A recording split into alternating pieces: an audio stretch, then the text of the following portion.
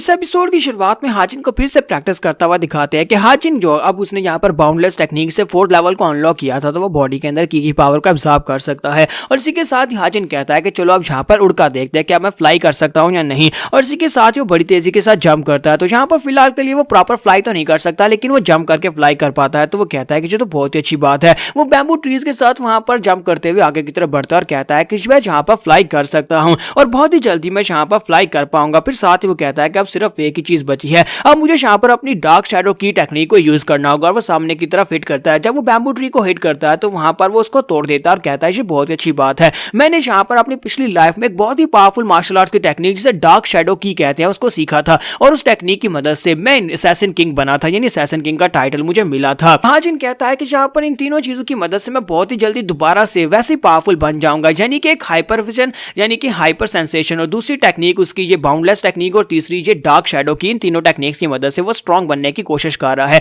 लेकिन इसी के साथ ही वो वहीं पर रुक जाता है और कहता है कि मैंने इस बारे में तो सोचा ही नहीं था कि यहाँ पर डार्क शैडो की टेक्निक जो है ये तो राइटियस ह्यूमन अलायंस और 9 सेक्टर्स की टेक्निक है। मैं तो इस वक्त डिमोनिक कल्ट में, और डिमोनिक कल्ट में सभी लोग तो डिमोनिक मार्शल आर्ट्स मास्टर्स करते हैं और अगर यहाँ पर ये टेक्निक सीखूंगा तो सभी लोगों को मेरे पर शक हो जाएगा और मुझे नहीं लगता कि यहाँ पर मुझे इस बारे में इजाजत भी होगी कि मैं यहाँ पर दूसरे सेक्टर्स की टेक्निक्स को सीख सकता हूँ। तो वो सोच रहा होता है कि अब मैं यहाँ पर क्या करूँ, क्या मुझे यहाँ पर डोंगबिल से पूछना चाहिए। तो इसी के साथ ही वो जिस पेड़ के ऊपर बैठा होता है वो नीचे दबा हुआ होता है और इसके साथ वो प्रेशर के साथ उड़ता हुआ चलाता हुआ काफी दूर जाकर गिरता है। फिर वो वहां पर से वापस आता है, वापस घर में आता है और आकर कहता है डोंगबिल तुम कहां पर हो। तो डोंगबिल एक शैडो निंजा की तरह उसके सामने लैंडिंग करता है और कहता है जी मास्टर आपने मुझे बुलाया, बताएं आपको क्या काम है। तुम्हारा हाजिन उसे कहता है कि मुझे तुमसे कुछ पूछना है। तो वो कहता है हाँ सर पूछे ना, आपको क्या पूछना है। तो हमारा हाजिन उससे पूछता है मुझे ये बताओ कि अगर यहाँ पर demonic cultivator demonic cultivation technique को ना सीखे और किसी दूसरे सेक्टर की कल्टीवेशन टेक्निक को सीखे तो क्या इससे कोई सजा मिलेगी या फिर इसकी इजाजत है कि हम लोग दूसरी कल्टीवेशन टेक्निक्स को सीख सकते हैं। तो ये बात सुनने के बाद वो आगे से बिल्कुल खामोश होता है। फिर साथ ही कहता है सर प्लीज माफ करिएगा, मुझे आपके सवाल की समझ नहीं आई। हम लोग डिमोनिक कल्टीवेटर्स हैं तो डिमोनिक कल्टीवेशन टेक्निक से सीखेंगे ना, बाकी की सभी सेक्टर्स की बेकार टेक्निक्स को हम लोग क्यों सीखेंगे। तो हमारा हाजिन कहता है कि मुझे लगता है कि मेरी बात की समझ नहीं आई। फिर साथ ही उसे कहता है मुझे ये बताओ कि अगर हम में से कोई यहाँ पर डिमोनिक कल्टीवेशन टेक्निक को छोड़कर किसी दूसरे राइट के सेक्टर की कल्टीवेशन टेक्निक को सीखता है तो फिर क्या होगा, क्या ये पॉसिबल है। डोंगबिल उसे कहता है कि सर मुझे इस बारे में नहीं पता, हो सकता है कि ऐसा पॉसिबल हो क्योंकि आज से पहले कभी किसी ने डिमोनिक कल्टीवेशन टेक्निक को छोड़कर दूसरी टेक्निक्स को सीखने की कोशिश नहीं की। लेकिन मैं इतना कह सकता हूं क्योंकि आप यहाँ पर डीमन लॉर्ड के पर्सनल डिसाइपल है, अगर आप यहाँ पर उनकी डिमोनिक कल्टीवेशन टेक्निक को नहीं सीखेंगे और दूसरे सेक्टर की टेक्निक को सीखेंगे तो फिर वो बहुत सा डिसअपॉइंटेड होने वाले हैं क्योंकि उनके डिसाइपल होने का मतलब यह है कि उनकी टेक्निक्स को सीखा जाए। तो हमारा हाजिन कहता है कि ठीक है मुझे मेरे सवाल का जवाब मिल गया। फिर साथ ही हाजिन उसे कहता है कि मेरी एक और रिक्वेस्ट है, मैं चाहता हूं कि तुम जाओ हमारी डिमोनिक कल्ट की लाइब्रेरी में, वहां पर जाओ और मेरे ऑर्डर से यानी कि मैं यहाँ पर तुम्हें कह रहा हूँ मेरा नाम लेकर वहां पर जितनी भी डिमोनिक कार्ड्स हैं वो सारी सीक्रेट बुक्स को लेकर आओ ताकि मैं रीराइट कर सकूं। तो वो उसे कहता है कि मुझे यहाँ पर सारे डिमोनिक कार्ड्स को दोबारा से पढ़ना है। तो ये बात सुनने के बाद वो भी काफी हैरान होता है। फिर साथ ही वो वहां पर मास्टर मोडैम के पास पहुंच जाता है। मास्टर मोडैम कहते हैं क्या वाकई में थर्ड यंग मास्टर ने यहाँ पर तुमसे कहा कि लाइब्रेरी में से डिमोनिक मार्शल आर्ट्स को लेकर आओ, लेकिन वो सारी की सारी तो वो पहले से उसने सीखी हुई है। तो डोंगबिल कहता है कि हाँ सर थर्ड यंग मास्टर ने यही रिक्वेस्ट की, उसने कहा कि सभी लेकर आओ। तो मोडैम इस बात से काफी हैरान होते हैं और कहता है कि उसने यहाँ पर उसने एक तो क्या बाकी के सभी जितने भी डिसाइपल्स हैं डीमन किंग के उन सभी लोगों ने डिमोनिक कल्टीवेशन आर्ट्स को सीखा हुआ है, फिर उसे यहाँ पर दोबारा से वो सभी बुक्स क्यों चाहिए होंगी। इसी के साथ ही डोंगबिल कहता है कि सर मुझे यहाँ पर ये सवाल पूछना तो नहीं चाहिए क्योंकि मेरी इतनी औकात नहीं है, लेकिन फिर भी मैं आपसे एक सवाल पूछना चाहता हूँ क्योंकि मैं एक बॉडीगार्ड हूँ। बॉडीगार्ड होने के नाते मेरा यहाँ पर फर्ज बनता है कि मैं आपसे ये सवाल पूछ सकता हूँ कि मैं किसको गार्ड कर रहा हूँ। क्या मुझे यहाँ पर थर्ड यंग मास्टर के बारे में ये बताएंगे, क्या उनकी मेमोरीज जा चुकी हैं। मुझे पास्ट के थर्ड यंग मास्टर अच्छी तरह से याद है कि वो किस तरह से बर्ताव किया करते थे और बहुत ज्यादा गुस्से वाले थे। सुनने के बाद मास्टर मोडैम उसे कहते हैं तुम यहाँ पर किस बारे में बात कर रहे हो, मुझे लगता है कि तुम्हें यहाँ पर इस तरह नहीं सोचना चाहिए। फिर साथ ही सोच रहा होता है मैं भी यहाँ पर कब से यही सोचने की कोशिश कर रहा हूँ कि कहीं की ब्लॉचर की वजह से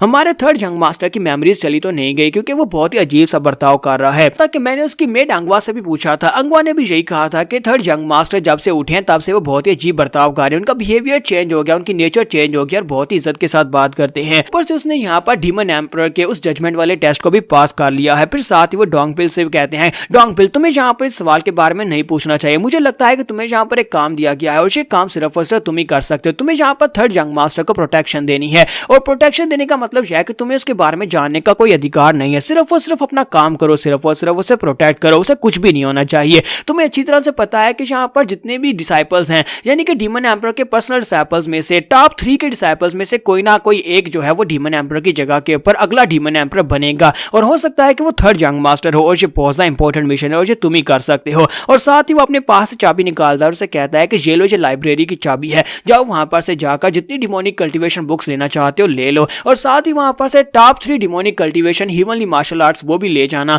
और साथ ही उन्हें 3 दिन में वापस कर देना क्योंकि वो बहुत ज्यादा इंपॉर्टेंट है और उन्हें यहाँ पर 3 दिन से ज्यादा बाहर मत रखना। साथ ही मास्टर मोडैम उसे कहता है कि मुझे तुमसे एक और बात पूछनी है, मुझे ये बताओ क्या तुमने उसे बैम्बू ट्री के बारे में बता दिया, बैम्बू जंगल के बारे में बता दिया? तो वो कहता है कि नहीं सर, मैं अभी तक नहीं बता पाया लेकिन आज बता दूंगा। तो मास्टर मोडैम उसे कहते हैं वो बहुत ज्यादा खतरनाक है, मुझे लगता है कि तुम्हें जब भी यहाँ पर टाइम मिले उसे ब्रीफली एक्सप्लेन कर देना, उसे सब कुछ बताना कि बैम्बू जंगल में क्या कुछ है और वो कितना खतरनाक है, कहीं ऐसा ना हो कि यहाँ पर उसको नुकसान पहुंच जाए और उसके बाद तुम्हारे लिए ये अच्छा नहीं होगा। तो वो कहता है जी सर, मैं अभी जाऊंगा, जाकर उनको सारी बात बता दूंगा। कि वहां पर चले जाने के बाद मास्टर मोडैम सोच रहे होता है कि मुझे समझ नहीं आ रही कि डीमन एम्परर ने यहाँ पर अपने थर्ड डिसाइपल को बैम्बू ट्री जंगल में क्यों भेज दिया जबकि वो जंगल बहुत ज्यादा खतरनाक है। उसने पहले टेस्ट को पास कर लिया था, अब यहाँ पर दोबारा से उसे टेस्ट लिया जा रहा है। यहीं पर हमारे मास्टर मोडैम जो होते हैं हमें इस जंगल के बारे में बताते हैं कि बैम्बू ट्री जंगल जो है ये हीवनली डिमोनिक कल्ट से भी पहले से यहाँ पर है क्योंकि हीवनली डिमोनिक कल्ट जो था वो इसके बाद यहाँ पर बनाया गया था, लेकिन हमारे हीवनली डिमोनिक कल्ट के मास्टर भी यहाँ पर इस जंगल को ध्वस्त नहीं कर पाए और इसके ऊपर कंप्लीट कब्जा नहीं कर पाए।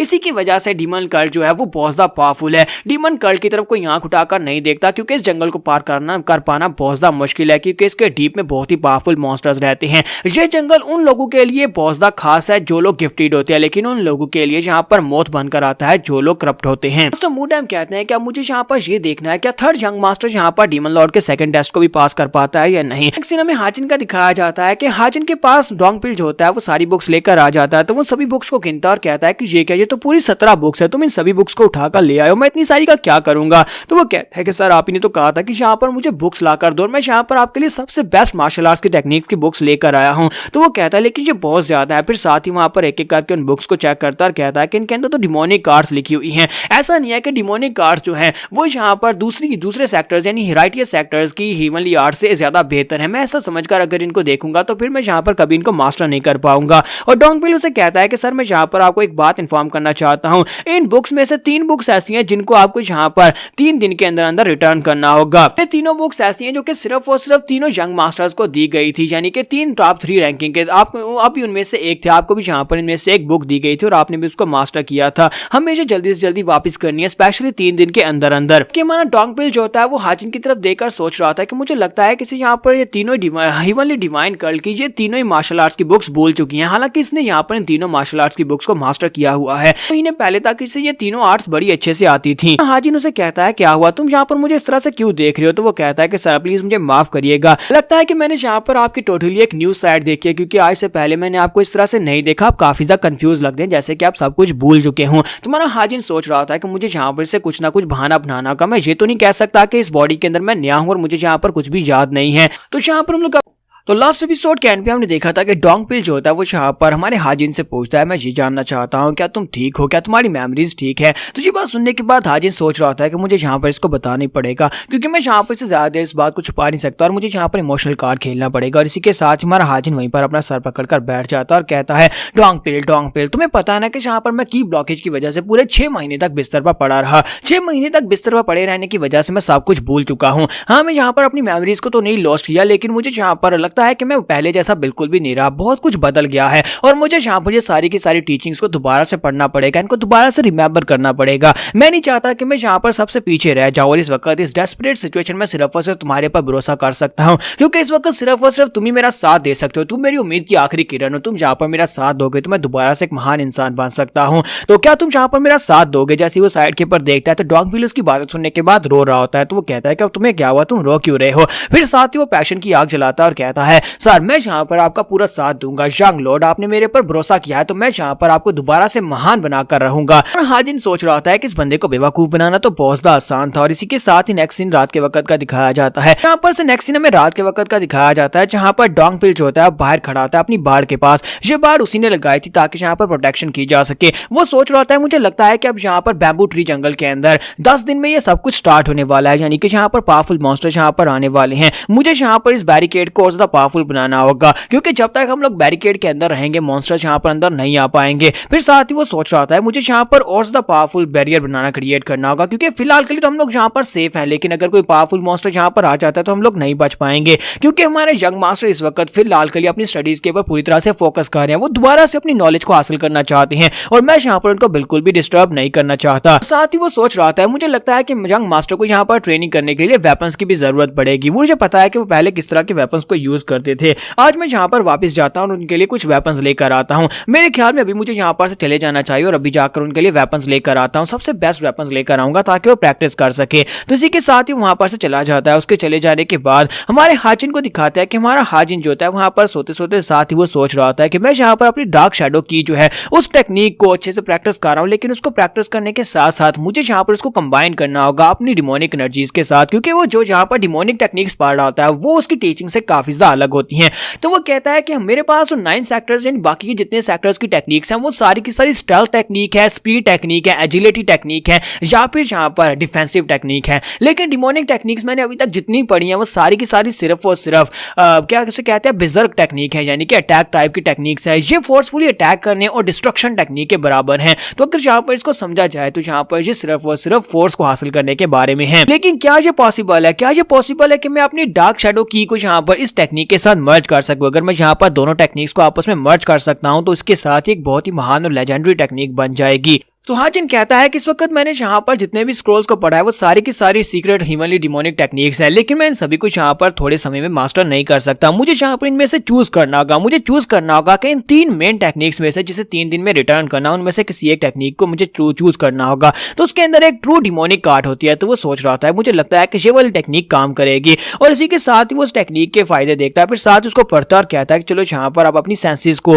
अवेकन करने की कोशिश करते हैं, क्योंकि उसी की मदद से मैं यहाँ पर दोनों टेक्निक्स को मर्ज कर पाऊंगा। तो हमारा हाजिन जो था वहां पर से बाहर निकल आता है। बाहर आने के बाद वो कहता है कि बाउंडलेस टेक्निक जो है ये तब बहुत ज्यादा बेस्ट काम करती है जब हम लोग यहाँ पर अपनी थॉट्स को क्लियर करते हैं। इसी के साथ ही हमारे हाजिन जब वहां पर अपनी हाइपर सेंसेशन को एक्टिवेट करता है, उसे महसूस होता है कोई उसके ऊपर नजर रख रहा है। तो वो सोच रहा होता है कि डोंगबिल वापस आ गया, या फिर डोंगबिल जहां पर उसके ऊपर नजर रख रहा है, या फिर कोई और उसके ऊपर नजर रख रहा है। तो फिर साथ ही वो कहता है कि मुझे यहाँ पर और भी ज्यादा केयरफुल रहने की जरूरत है। फिर साथ ही वो कहता है कि वो दिखने में काफी ज्यादा बेवकूफ दिखाई देता है, लेकिन मुझे लगता है कि वो अंदर से काफी स्ट्रॉन्ग है और यहाँ पर हो सकता है कि उसे यहाँ पर स्पाई बनाकर मेरे पर नजर रखने के लिए छोड़ा गया हो। फिर साथ ही वो कहता है कि मुझे लगता है कितना काफी है, आज के लिए इतना ही काफी है। जैसे ही वहां पर से उड़ता और वापस अंदर जाने लगता है, इसी के साथ ही वहां पर से उसे आवाज आती है, साइड के ऊपर से किसी मॉन्स्टर की आवाज आती है। तो वो कहता है डोंगबिल क्या तुम वापस आ गए? लेकिन वो डोंगबिल नहीं होता और इसी के साथ ही वो उसकी तरफ घूर कर देखता है। तुम्हारा हाजिन भी उसकी तरफ देखता है और इसी के साथ ही वो मॉन्स्टर बड़ी तेजी के साथ हाजिन के ऊपर लपकता है, वो उसके ऊपर अटैक कर देता है। जबकि हमारा हाजिन जंप करते हुए साइड के ऊपर हटता है, अटैक को अवॉइड करता है, लेकिन वो एक बुलेट की तरह सीधा जाकर पीछे वाली दीवार के साथ टकराता है। पीछे की बाड़ भी टूट जाती है और वो काफी दूर जाकर गिरता है, यानी हाजिन नहीं वो मॉन्स्टर जाकर गिरता है। तो हाजिन कहता है कि ये क्या चीज थी, ये तो बहुत ज्यादा डेंजरस है, अगर मेरे साथ टकराता तो मेरी बॉडी के परखच्चे उड़ जाते। फिर साथ ही जैसे वहां पर देखता है कि वहां पर क्या चीज गिरी थी, वो क्या चीज थी जिसने अटैक किया था, तो वो एक 3 सर वाला बड़ा सा मुर्गा होता है। तो वो कहता है कि ये क्या, ये तो एक बड़ा सा चिकन है और इतना बड़ा कैसे हो सकता है, इसके तो 3 सर हैं। तो हाजिन इस बात से बहुत ज्यादा हैरान हो जाता है और कहता है कि इतना बड़ा चिकन कैसे हो सकता है, इसकी 6 टांगे, 6 पार और साथ इसकी 3 गर्दनें हैं, ऐसा बिल्कुल भी नहीं पॉसिबल हो सकता। मैंने आज से पहले इतना बड़ा मॉन्स्टर कभी नहीं देखा, इतना बड़ा चिकन मॉन्स्टर तो बिल्कुल भी नहीं देखा। तो वो जो बड़ा सा चिकन मॉन्स्टर होता है वो हाजिन की तरफ देखता है और उससे फाइट करने के लिए बिल्कुल रेडी होता है। हाजिन कहता है कि सीरियसली मैं तो यहाँ पर बिल्कुल स्पीचलेस हूँ, क्या मुझे वाकई में यहाँ पर एक बड़े से चिकन से फाइट करनी होगी? और इसी के साथ ही वो क्लक क्लक करते हुए बड़ी तेजी के साथ फिर से उसके ऊपर अटैक करने के लिए आगे बढ़ता है। हाजिन कहता है कि इसकी स्पीड तो बहुत ज्यादा है, जब मैं असैसिन था इसकी स्पीड तो उसी के बराबर ही है, और वो बड़ी तेजी के साथ उसके ऊपर अटैक करके गुजरता है, जिसकी वजह से हमारे हाजिन के कपड़े फट जाते हैं। उसके पांख जो होते हैं वो काफी ज्यादा स्ट्रॉन्ग होते हैं और वो जंप करते हुए ऊपर उड़ भी सकता है, और उड़ते ही फिर से अपने पंजों के साथ उसके ऊपर अटैक करता है और साथ ही वहां पर अपने मुंह के साथ वो एक चीख मारता है, यानी मुर्गा जो होता है वहां पर जब बांग देता है तो उसकी आवाज से वो एक साउंड आर्ट होती है। तो हाजिन कहता है कि ऐसा कैसे हो सकता है कि ये यहाँ पर मार्शल आर्ट्स परफॉर्म कर सकता है, ये तो यहाँ पर साउंड मार्शल आर्ट्स को यूज कर रहा है। और हाजिन को भी एक जबरदस्त झटका लगता है। जबकि दूसरी तरफ डोंगबिल को दिखाता है कि डोंगबिल पवेलियन से उसके लिए वेपन लेकर वापस आ रहा था और कहता है मुझे लगता है कि इतने वेपन्स काफी रहेंगे, 3rd यंग मास्टर को यहाँ पर पर तलवारें बहुत ज्यादा पसंद थी, तो मैं यहाँ पर उसके लिए तलवारें लेकर आया हूँ। उम्मीद करता हूँ कि वो यहाँ पर अपनी मेमोरीज को रिकवर कर ले और यहाँ पर इन तलवारों को याद करके यानी इन तलवारों को हाथ में पकड़े तो उसे अपनी पुरानी मेमोरीज याद आ जाए। फिर साथ ही उसे यहाँ पर ये भी ख्याल आता है कि अगर उसे यहाँ पर अपनी पुरानी मेमोरीज याद आ जाती है तो फिर से मेरे साथ बुरा बर्ताव करेगा, क्योंकि पहले वो यहाँ पर मुझे बॉडीगार्ड तो क्या एक इंसान भी नहीं समझता था और मेरे साथ बहुत ही बुरा बर्ताव करता था। फिर साथ ही वो कहता है लेकिन मैं तो सिर्फ और सिर्फ उसका एक एड हूँ, यानी कि एक बॉडीगार्ड हूँ और मेरा फर्ज बनता है वो जो भी मेरे साथ व्यवहार करे मुझे यहाँ पर उसको गार्ड करना ही है, क्योंकि वो फ्यूचर का डिमोनिक एम्परर बन सकता है। जैसे वो आगे बढ़ता है उसे यहाँ पर डिमोनिक एनर्जी महसूस होती है। वो कहता है कैसा कैसे हो सकता है,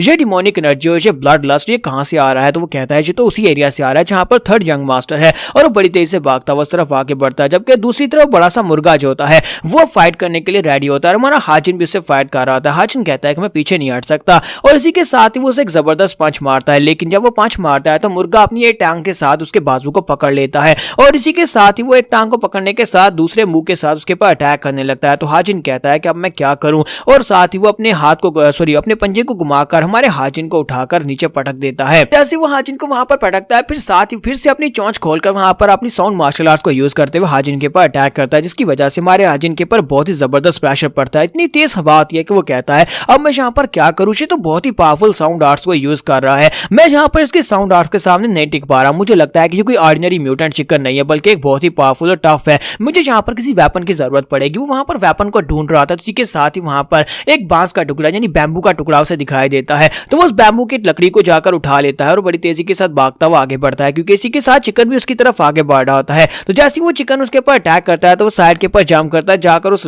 लकड़ी को उठाता है, उस लकड़ी को उठाकर ऊपर की तरफ जंप करता है और कहता है कि अब यहाँ पर तुम्हारा अंत है, क्योंकि अब तुम यहाँ पर मरने वाले हो। और इसी के साथ ही वो नीचे की तरफ लैंडिंग करता है, अपना उसके जो बैम्बू होता है उस बैम्बू को उसकी गर्दन में आकर दंसा देता है, लेकिन असल में वो बैम्बू जो होता है उसके बालों के साथ टकराकर यानी उसके पंख जो होते हैं उनके साथ टकराकर वहीं पर मोल्ड हो जाता है, क्योंकि बैम्बू इतना स्ट्रॉन्ग नहीं होता कि उसकी बॉडी के दन सके। तो हाजिन कहता है कि मेरी तो वाट लग गई, इसके तो पंख इतने स्ट्रॉन्ग है बिल्कुल आयरन की तरह कि ये बैम्बू इसकी बॉडी के अंदर दंसा ही नहीं। और यहीं पर हमारी एपिसोड 12 का एंड होगा। नेक्स्ट एपिसोड में देखेंगे क्या हमारा हाजिन जहाँ पर इस बड़े से 3 साल वाले मुर्गे को हरा पाएगा या नहीं। तो लास्ट एपिसोड के एंड पे हमने देखा था कि हमारा असैसिन किंग यानी कि हाजिन जो होता है मुर्गे के सर के ऊपर बांस के साथ अटैक करता है, लेकिन वो लकड़ी भी वहीं पर टूट जाती है। हाजिन कहता है कि मेरी तो वाट लगी, और इसी के साथ ही वो मुर्गा अपनी गर्दन को घुमाता है और गर्दन को घुमाकर हाजिन को सामने बाढ़ के साथ टकराता है, जहां पर वो टकराकर बाढ़ टूटती है और इसी के साथ ही हाजिन वहीं पर ग्राउंड के ऊपर गिर जाता है और वो मुर्गा जो होता है बड़ी तेजी के साथ उसकी तरफ आगे बढ़ता है। हाजिन कहता है कि मैं यहाँ पर इस बड़े से स्टूपिड चिकन को भी नहीं मार पा रहा, लगता है कि मेरी हालत बहुत ज्यादा खराब हो चुकी है। फिर साथ ही वो कहता है मुझे लगता है कि यहाँ पर इसके फीचर इतने पावरफुल हैं कि फिजिकल फोर्स के साथ मैं इसको नहीं तोड़ पाऊंगा, इसको भेद नहीं पाऊंगा। मुझे यहाँ पर या तो इसकी वीकनेस को ढूंढना होगा या फिर मुझे यहाँ पर किसी एनर्जी अटैक को यूज करना पड़ेगा। और इसी के साथ वो कहता है कि मैं यहाँ पर इस बारे में पहले क्यों नहीं सोच रहा था, मुझे यहाँ पर अपनी टेक्निक्स को इसी चिकन के ऊपर यूज करना पड़ेगा। मुझे लगता है किसी के साथ प्रैक्टिस की जाएगी। और इसी के साथ ही हमारा हाजिन जो होता है वो उसको अपनी तरफ आते हुए देखता है और कहता है अब मुझे यहाँ पर इसको ट्राई करके देखना ही पड़ेगा, क्योंकि वो यहाँ पर अपनी शैडो की टेक्निक को यूज करने लगा है। जैसे वो चिकन भागता हुआ उसकी तरफ आगे बढ़ता है, इसी के साथ ही हमारा हाजिन जो होता है वहां पर अपनी शैडो की टेक्निक को रिलीज करता है। जो होता है वो उसकी तरफ आगे बढ़ता है, जैसे उसके करीब पहुंचता है इसी के साथ ही हाजिन वहां पर अपनी पावर्स को रिलीज करता है। अपनी पावर्स को रिलीज करके इसी के साथ ही वो अपनी हाइपर विजन की सेकंड फॉर्म को यूज करता है। हाइपर विजन की सेकंड फॉर्म को यूज करने की वजह से उसकी स्पीड जो होती है वो काफी ज्यादा बढ़ जाती है, जबकि उसके ओपोनेंट की स्पीड काफी ज्यादा स्लो हो जाती है। क्यों इसके साथ क्योंकि यहाँ पर वो बड़ी तेजी के साथ अब यहाँ पर उसकी मूवमेंट्स को ऑब्जर्व कर पा रहा होता है और कहता है कि ये वो टेक्निक है जिसकी मदद से असैसिन किंग असल में असैसिन किंग बनता है, क्योंकि वो यहाँ पर स्पीड को कंट्रोल कर सकता है। तुम्हारा हाजिन जो होता है बड़ी तेजी के साथ फिर से वहां पर ग्राउंड के ऊपर पड़े हुए 2 बैम्बू के टुकड़ों को उठाता है, वहां पर 2 बैम्बू की लकड़ी लेता है और बड़ी तेजी के साथ पीछे की तरफ घूम जाता है। जबकि चिकन जो होता है वो भी सामने की तरफ ही देख रहा होता है। पीछे की तरफ घूमते हुए वो कहता है कि अब मुझे यहाँ पर इसकी वीक स्पॉट ढूंढनी होगी, और उसी के साथ उसे उसका दिल दिखाई देता है। तो वो कहता है कि मुझे इसका दिल दिखाई दे गया, ये इसकी वीकनेस है। और इसी के साथ ही वो एक बैम्बू को उसकी बॉडी के अंदर दंसा देता है। जब वो वहां पर अपनी फोर्स को यूज करता है और शैडो की टेक्निक को यूज करते हुए बैम्बू को उसकी बॉडी में दंसाता है, तो उसकी बॉडी के अंदर घुस जाता है, सीधा उसके दिल में लगता है। फिर साथ ही हमारा हाजिन जो होता है वो दूसरे वाले बैम्बू को पकड़ता है और दोनों हाथों के साथ जोर के साथ सभी उसकी बॉडी के अंदर दंसा देता है। तो हाजिन यहाँ पर उस बड़े से चिकन की बॉडी के अंदर 2 बैम्बू को वहां पर दंसा देता है। और इसी के साथ डोंगपिल को भी दिखाते हैं कि डोंगपिल भी वहां पर पहुंच जाता है, लेकिन उससे पहले वहां पर तकरीबन सुबह हो चुकी होती है। वहां पर पहुंचता है और कहता है कि यहाँ पर क्या हुआ, यहाँ पर मेरी बात टूट चुकी है, यहाँ पर जो मैंने वॉल्स लगाई थी वो भी टूट चुकी है, लगता है यहाँ पर अटैक हुआ है। तो वो कहता है कि जंग लॉर्ड आप कहाँ पर हैं। तो जैसे ही वहां पर भागते हुए उस जगह के पर पहुंचता है तो वो कहता है कि तुम काफी ज्यादा लेट हो गए, लेकिन शुक्र है कि तुम वापस आ गए। और वो वहां पर बड़े से चिकन को मारकर उसके ब्लड के साथ लथपथ बैठा होता है। तो डोंगबिल उसे कहता है कि मास्टर मास्टर क्या आप ठीक हैं? तो वो कहता है कि हाँ मैं ठीक हूँ, तुम यहाँ पर इतना शोर क्यों मचा रहे हो, ये तो सिर्फ और सिर्फ एक चिकन था। जबकि वो इसे कहता है कि मास्टर ऐसा कैसे हो सकता है, ये तो एक अजूरे लोटस है। अजूरे लोटस चिकन यहाँ पर क्या कर रहा था? तो हमारा हाजिन उसे कहता है क्या तुम्हें इसके नाम के बारे में पता है? अच्छा तो इसका नाम अजूरे लोटस चिकन है। डोंगबिल उसे कहता है कि यंग मास्टर मुझे लगता है कि पहले मैं जल्दी से अंदर जाना चाहिए या फिर हमें वापस चले जाना चाहिए ताकि आपके जख्मों को हील किया जा सके। तो वो कहता है नहीं नहीं, तुम यहाँ पर गलत समझ रहे हो, मेरी बॉडी के ऊपर जो तुम्हें ब्लड दिखाई दे रहा है ये मेरा ब्लड नहीं है, बल्कि ये इस बड़े से चिकन या फिर अजूरे जो भी इसका नाम है ये इसका ब्लड है। और ये बात सुनने के बाद डोंगबिल काफी हैरान होता है और कहता है कि यंग मास्टर अपनी सारी मेमोरीज को खो चुके हैं, की ब्लॉकेज की वजह से इसके पास अब एनर्जी भी नहीं है, लेकिन इसके बावजूद इसने यहाँ पर अजूरे क्लाउड को हरा दिया, एक चिकन को हरा दिया जो कि काफी ज्यादा पावरफुल माना जाता है। डोंगबिल उसे कहता है क्या तुमने इसे अकेले हराया है? तो वो कहता है कि मेरे अलावा तुम्हें यहाँ पर कौन दिखाई दे रहा है, मैंने इसे हराया। फिर साथ ही वो उसे कहता है कि जाओ जाकर एक बड़े से पॉट को तैयार करो। कहता है लेकिन मास्टर यहाँ पर एक बड़ा सा पॉट क्यों चाहिए? तो वो कहता है कि आज रात का सूप मेरी तरफ से, आज यहाँ पर मैं तुम्हारे लिए डिनर बनाऊंगा क्योंकि हम लोग आज रात इसी बड़े से चिकन का मीट खाने वाले हैं। फिर साथ ही हमारा हाजिन उसे कहता है कि मुझे यहाँ पर तुमसे एक और सवाल भी पूछना है। और साथ ही वो बैम्बू को उसकी तरफ करते हुए गुस्से के साथ से कहता है कि मुझे ये बताओ कि तुम्हें इस चिकन के बारे में पहले से पता था, इसका मतलब यह है कि तुम्हें यह भी पता था कि ये जगह कितनी ज्यादा खतरनाक है। तो तुम यहाँ पर क्या मुझे एक्सप्लेनेशन दोगे कि आखिर इस बैम्बू जंगल का राज क्या है, यहाँ पर क्या खतरनाक जगह है, क्यों मुझे यहाँ पर भेजा गया था? तो वो इस बात से काफी हैरान होता है। फिर साथ ही डोंगबिल जो होता है वो हाजिन को सारी बात बता देता है, वो उसे इस बैम्बू ट्री जंगल के बारे में बताता है, उसे सारी डिटेल्स बताता है, जबकि वो लोग बड़े से पॉट के अंदर उस चिकन को पका रहे होते हैं। तो वहाँ हाजिन उसे कहता है कि अच्छा तो ये बात है, यहाँ पर इस जगह के ऊपर की एनर्जी बहुत ही तेजी के साथ रिप्लेनिश करती है। तभी तो मैं देख रहा था कि यहाँ पर जो बैम्बू ट्रीज है वो नॉर्मल ट्रीज के मुकाबले में बहुत ही तेजी के साथ ग्रो करते हैं, लेकिन उनका लाइफ स्पैन भी बहुत ज्यादा शॉर्ट है। तो वो कहता है हाँ ये बात तो ठीक है कि उनका लाइफ स्पैन बहुत ज्यादा शॉर्ट है, लेकिन असल में यहाँ पर जो बैम्बू ट्रीज है उनका साइज क्या आपने देखा वो कितना ज्यादा मोटा है, क्योंकि नॉर्मल बैम्बू ट्रीज इतने मोटे नहीं होते। डोंगबिल से कहता है कि सर यहाँ पर जो बैम्बू ट्रीज हैं वो सिर्फ और सिर्फ यहाँ पर लकड़ी के लिए इस्तेमाल नहीं किए जाते, बल्कि इनके अंदर बहुत ही स्ट्रेंज पावर्स हैं। यहाँ पर आपको इस बारे में नहीं पता होगा, लेकिन हमारे डिमोनिक कल्ट में अंदर जितनी भी पिल्स बनाई जाती हैं उनमें से ज्यादातर पिल्स जो है वो यहाँ पर इन्हीं बैम्बू ट्रीज को काटकर इनके साथ बनाई जाती हैं। लेकिन ये बैम्बू ट्रीज में से जितनी ज्यादा पावरफुल पिल्स बनाई जाती हैं वो सारी की सारी पिल्स जो है वो सिर्फ और सिर्फ डिमोनिक एम्परर की फैमिली को ही दी जाती हैं। हमारा हाजिन से कहता है इसका मतलब यह है कि जो मेडिसिन बनाने के लिए यूज होते हैं। तो डोंगबिल से कहता है कि हाँ जो मेडिसिन और पॉइजन दोनों बनाने के लिए यूज होते हैं, क्योंकि इनकी स्ट्रेंज पावर्स ही इन्हें यहाँ पर फैसला करती है कि इसके अंदर से क्या निकलेगा। हाजिन से कहता है इसका मतलब यह है कि यहाँ पर जितने ज्यादा बैम्बू ट्रीज को काटोगे उतनी पिल्स बना सकते हो, तो हम लोग तो यहाँ पर बहुत सारी पिल्स बना सकते हैं। डोंगबिल कहता है नहीं सर ऐसा भी नहीं है, अब यहाँ पर तुम्हें हर एक बैम्बू ट्री के अंदर से पिल बनाने का मौका नहीं मिलता, क्योंकि सिर्फ और सिर्फ किसी न किसी के अंदर ही यहाँ पर यह खासियत होती है। और जितना ज्यादा आप इसके डीप एरिया में जाएंगे उतनी ज्यादा आपको यहाँ पर खास पावर्स वाले बैम्बू ट्रीज मिलेंगे जिनके साथ आप बेहतर क्वालिटी की पिल्स बना सकते हैं, लेकिन जितना ज्यादा आप डीप जाएंगे उतना ज्यादा खतरा बढ़ता जाएगा। हाजिन उसे कहता है क्या वाकई में ये जंगल इतना ज्यादा खतरनाक है? तो वो कहता है हाँ ये जंगल बहुत ज्यादा खतरनाक है, क्योंकि जितना ज्यादा आप डीप एरिया में जाते हैं वहां पर बीस्ट की पावर लेवल्स भी बढ़ती है और उनके साइज भी बढ़ जाते हैं, जिसकी वजह से उन्हें हराना बहुत ज्यादा मुश्किल हो जाता है। यहाँ पर जिस बड़े से 3 साल वाले चिकन को हराया है ये उन सभी में से सबसे ज्यादा लोएस्ट कैटेगरी का है, क्योंकि ये सबसे ज्यादा लोएस्ट पावरफुल है। तो वो कहता है क्या ये सबसे ज्यादा कमजोर था? तो वो कहता है हाँ ये सबसे ज्यादा कमजोर था। यहाँ तक कि डीपेस्ट एरिया में जाकर कभी कभी यहाँ पर एक एक्सपीडिशन होती है जिसमें सिर्फ और सिर्फ एल्डर्स और यहाँ तक कि मास्टर मूडैम खुद उनके साथ आते हैं, ताकि वो लोग डीपर एरिया में जाकर कुछ बैम्बू ट्रीज को रिट्रीव कर सके जिनके साथ अच्छी पिल्स बनाई जा सके। लेकिन उन लोगों को भी यहाँ पर बहुत ही खतरनाक फाइट में घुसना पड़ता है, तभी जाकर वो कुछ बैम्बू ट्रीज को ला पाते हैं। तो वो कहता है क्या वाकई में यहाँ पर एनिमल्स जो इतने पावरफुल हैं, इसका मतलब यह है कि डीपर एरिया के मॉन्स्टर्स बहुत ज्यादा खतरनाक है कि एल्डर्स भी उनको संभाल नहीं सकते। तो डोंगबिल से कहता है कि हाँ सर इसी वजह से हम लोग यहाँ पर इस एरिया में सेफ थे, क्योंकि इस एरिया में मॉन्स्टर्स बहुत ज्यादा कम आते हैं और कभी कभी कोई मॉन्स्टर यहाँ पर निकल आता है, लेकिन मैंने सोचा नहीं था कि 3 साल वाला मुर्गा यहाँ पर पहुंच जाएगा। जिन कहता है इसी वजह से तुमने यहाँ पर इस एरिया के इर्द गिर्द यहाँ पर डबल नहीं बल्कि ट्रिपल वॉल बनाई हुई है ताकि तुम यहाँ पर इस एरिया को प्रोटेक्ट कर सको। वो कहता है हाँ सर मैंने यहाँ पर इसीलिए यहाँ पर वॉल बनाई थी ताकि आपको यहाँ पर प्रोटेक्ट किया जा सके। हमारा हाजिन जो होता है वहाँ पर बाउल के अंदर एक लेग पीस को रखता है और उसे कहता है कि ये लो पहला बाउल तुम्हारा, तुम इसको पियो, मैंने इसे अच्छे से कुक किया है। तो वो कहता है लेकिन मास्टर क्या वाकई में इसे खाया जा सकता है, क्या इस सूप को पिया जा सकता है? तो वो कहता है हाँ तुम इसको पी सकते हो, अगर तुम्हें यहाँ पर ये लगता है कि तुम्हारा स्टमक बहुत ज्यादा वीक है तो फिर इसको मत खाना, पर मुझे तो इसकी आदत है। और इसी के साथ वो कहता है नहीं ऐसी बात नहीं, और साथ ही वो सूप को पी जाता है और कहता है मास्टर जी तो बहुत ज्यादा अच्छा था, क्या मुझे एक और बाउल मिलेगा? और इसी के साथ ही हमारा हाजिन वहां पर सोच रहा होता है क्या डिमोनिक एम्परर ने जानबूझकर मुझे इस जगह के ऊपर भेजा है, जबकि उसे अच्छी तरह से पता है कि जगह कितनी खतरनाक है। आखिर वो मुझसे क्या चाहता है? क्या वो चाहता है कि मैं यहाँ पर किसी मॉन्स्टर के हाथ से मर जाऊं? कि मैंने यहाँ पर डिमोनिक कल्ट को छोड़ने की बात की थी, मैंने ये तो नहीं कहा था कि मुझे किसी खतरनाक जंगल में बेचकर मरवा दो। सीन में हमारे हाजिन को दिखाता है कि हमारा हाजिन जो होता है वो तकरीबन 10 बुक्स को रिटर्न कर देता है और कहता है कि मैंने सभी बुक्स को पढ़ लिया, इन्हें वापस ले जाओ। तो वो कहता है कि इसने इतनी जल्दी यहाँ पर इन सारी बुक्स को कैसे पढ़ लिया है। हाजिन इस बात से काफी हैरान होता है क्योंकि वो यहाँ पर इन सभी बातों को नोट कर रहा है कि यहाँ पर बिना मार्शल प्रोवेस के यानी कि बिना की को यूज किए हुए एक बड़े से चिकन को हरा सकता है और साथ ही यहाँ पर इसकी पावर चली गई है, लेकिन इसके बावजूद यहाँ पर इस बारे में बिल्कुल परेशान नहीं है। ऐसे लगता है जैसे ये अभी भी बहुत सा स्ट्रॉन्ग है और जब ये घूर कर देखता है तब तो यहाँ पर पैरों के नीचे से जमीन निकल जाती है। मुझे लगता है कि अगर यहाँ पर दोबारा से अपनी कल्टीवेशन को हासिल कर लेता है तो ये एक बहुत ही परफेक्ट डिमोनिक एम्परर बन सकता है। तो हमारा हाजिन जो होता है यहाँ पर फाइनली फैसला कर लेता है कि वो यहाँ पर उन तीनों महान डिमोनिक कार्ड्स को मास्टर करेगा जो तीनों डिमोनिक कार्ड्स तीनों यंग मास्टर्स को दी गई हैं, लेकिन वो अपनी डार्क शैडो की को भी उसके साथ मिक्स करेगा। यहाँ पर ये कैसे कर पाएगा ये हम लोग नेक्स्ट।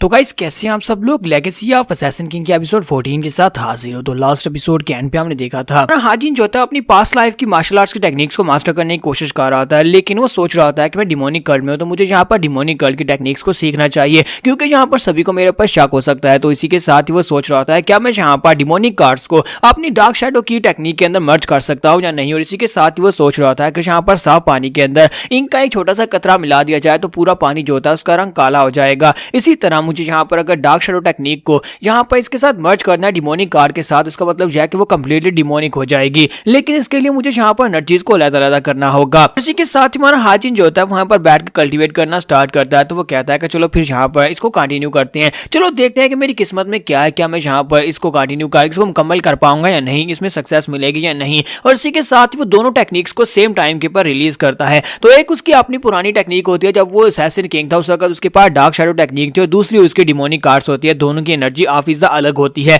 और दोनों की एनर्जी वहां पर आपस में मर्ज होने लगी है। जबकि दूसरी तरफ डोंगपिल को दिखाता है कि डोंगपिल कहता है कि मास्टर को यहाँ पर पूरे 12 दिन हो गए हैं वो रूम के अंदर बैठे हुए हैं, यंग मास्टर 12 दिन से रूम के अंदर से बाहर नहीं निकले और उन्होंने स्पेशली कहा था कि मुझे डिस्टर्ब मत करना क्योंकि मैं यहाँ पर कल्टीवेट कर रहा हूँ। तो पता नहीं क्या वो कल्टीवेट कर भी पाएंगे या नहीं। और इसी के साथ अंदर का सीन दिखाते हैं कि 12 दिन हो चुके हैं। 12 दिन के बाद हमारा हाजिन जो होता है वो यहाँ पर इसके करीब पहुंच चुका था, बहुत ही करीब पहुंच चुका था कि अपनी डार्क शैडो टेक्निक और साथ में डिमोनिक कल्ट की टेक्निक्स को आपस में मर्ज कर सके। और इसी के साथ इसकी डार्क शैडो टेक्निक जो होती है वो इस डिमोनिक कल्टीवेशन टेक्निक के अंदर मर्ज हो जाती है और जैसे ही वहां पर उसका पुराना सेल्फ गायब हो जाता है, इसका मतलब है कि उसने यहाँ पर नई डिमोनिक कार्ड को मास्टर कर लिया है। तो वो कहता है कि मैंने कर लिया और उसकी बॉडी के अंदर बहुत सारी डिमोनिक एनर्जी आसपास से एब्जॉर्ब होना शुरू हो जाती है क्योंकि उसने फाइनली यहाँ पर मार्शल आर्ट्स की पहली टेक्निक को सीख लिया है। जबकि डोंगपिल को भी बाहर वहां पर बहुत ही पावरफुल डिमोनिक एनर्जी का सर्च महसूस होता है। तो वो कहता है लगता है कि यंग मास्टर यहाँ पर अपनी एनर्जी को हासिल करने में कामयाब रहे, उन्होंने यहाँ पर अपने आप को कल्टीवेट करना सीख लिया है दोबारा से। और इसी के साथ ही हाजिन की तरफ दिखाते हैं कि हाजिन की पावर लेवल्स भी बाइबल साइड से काफी ज्यादा बढ़ चुकी होती हैं।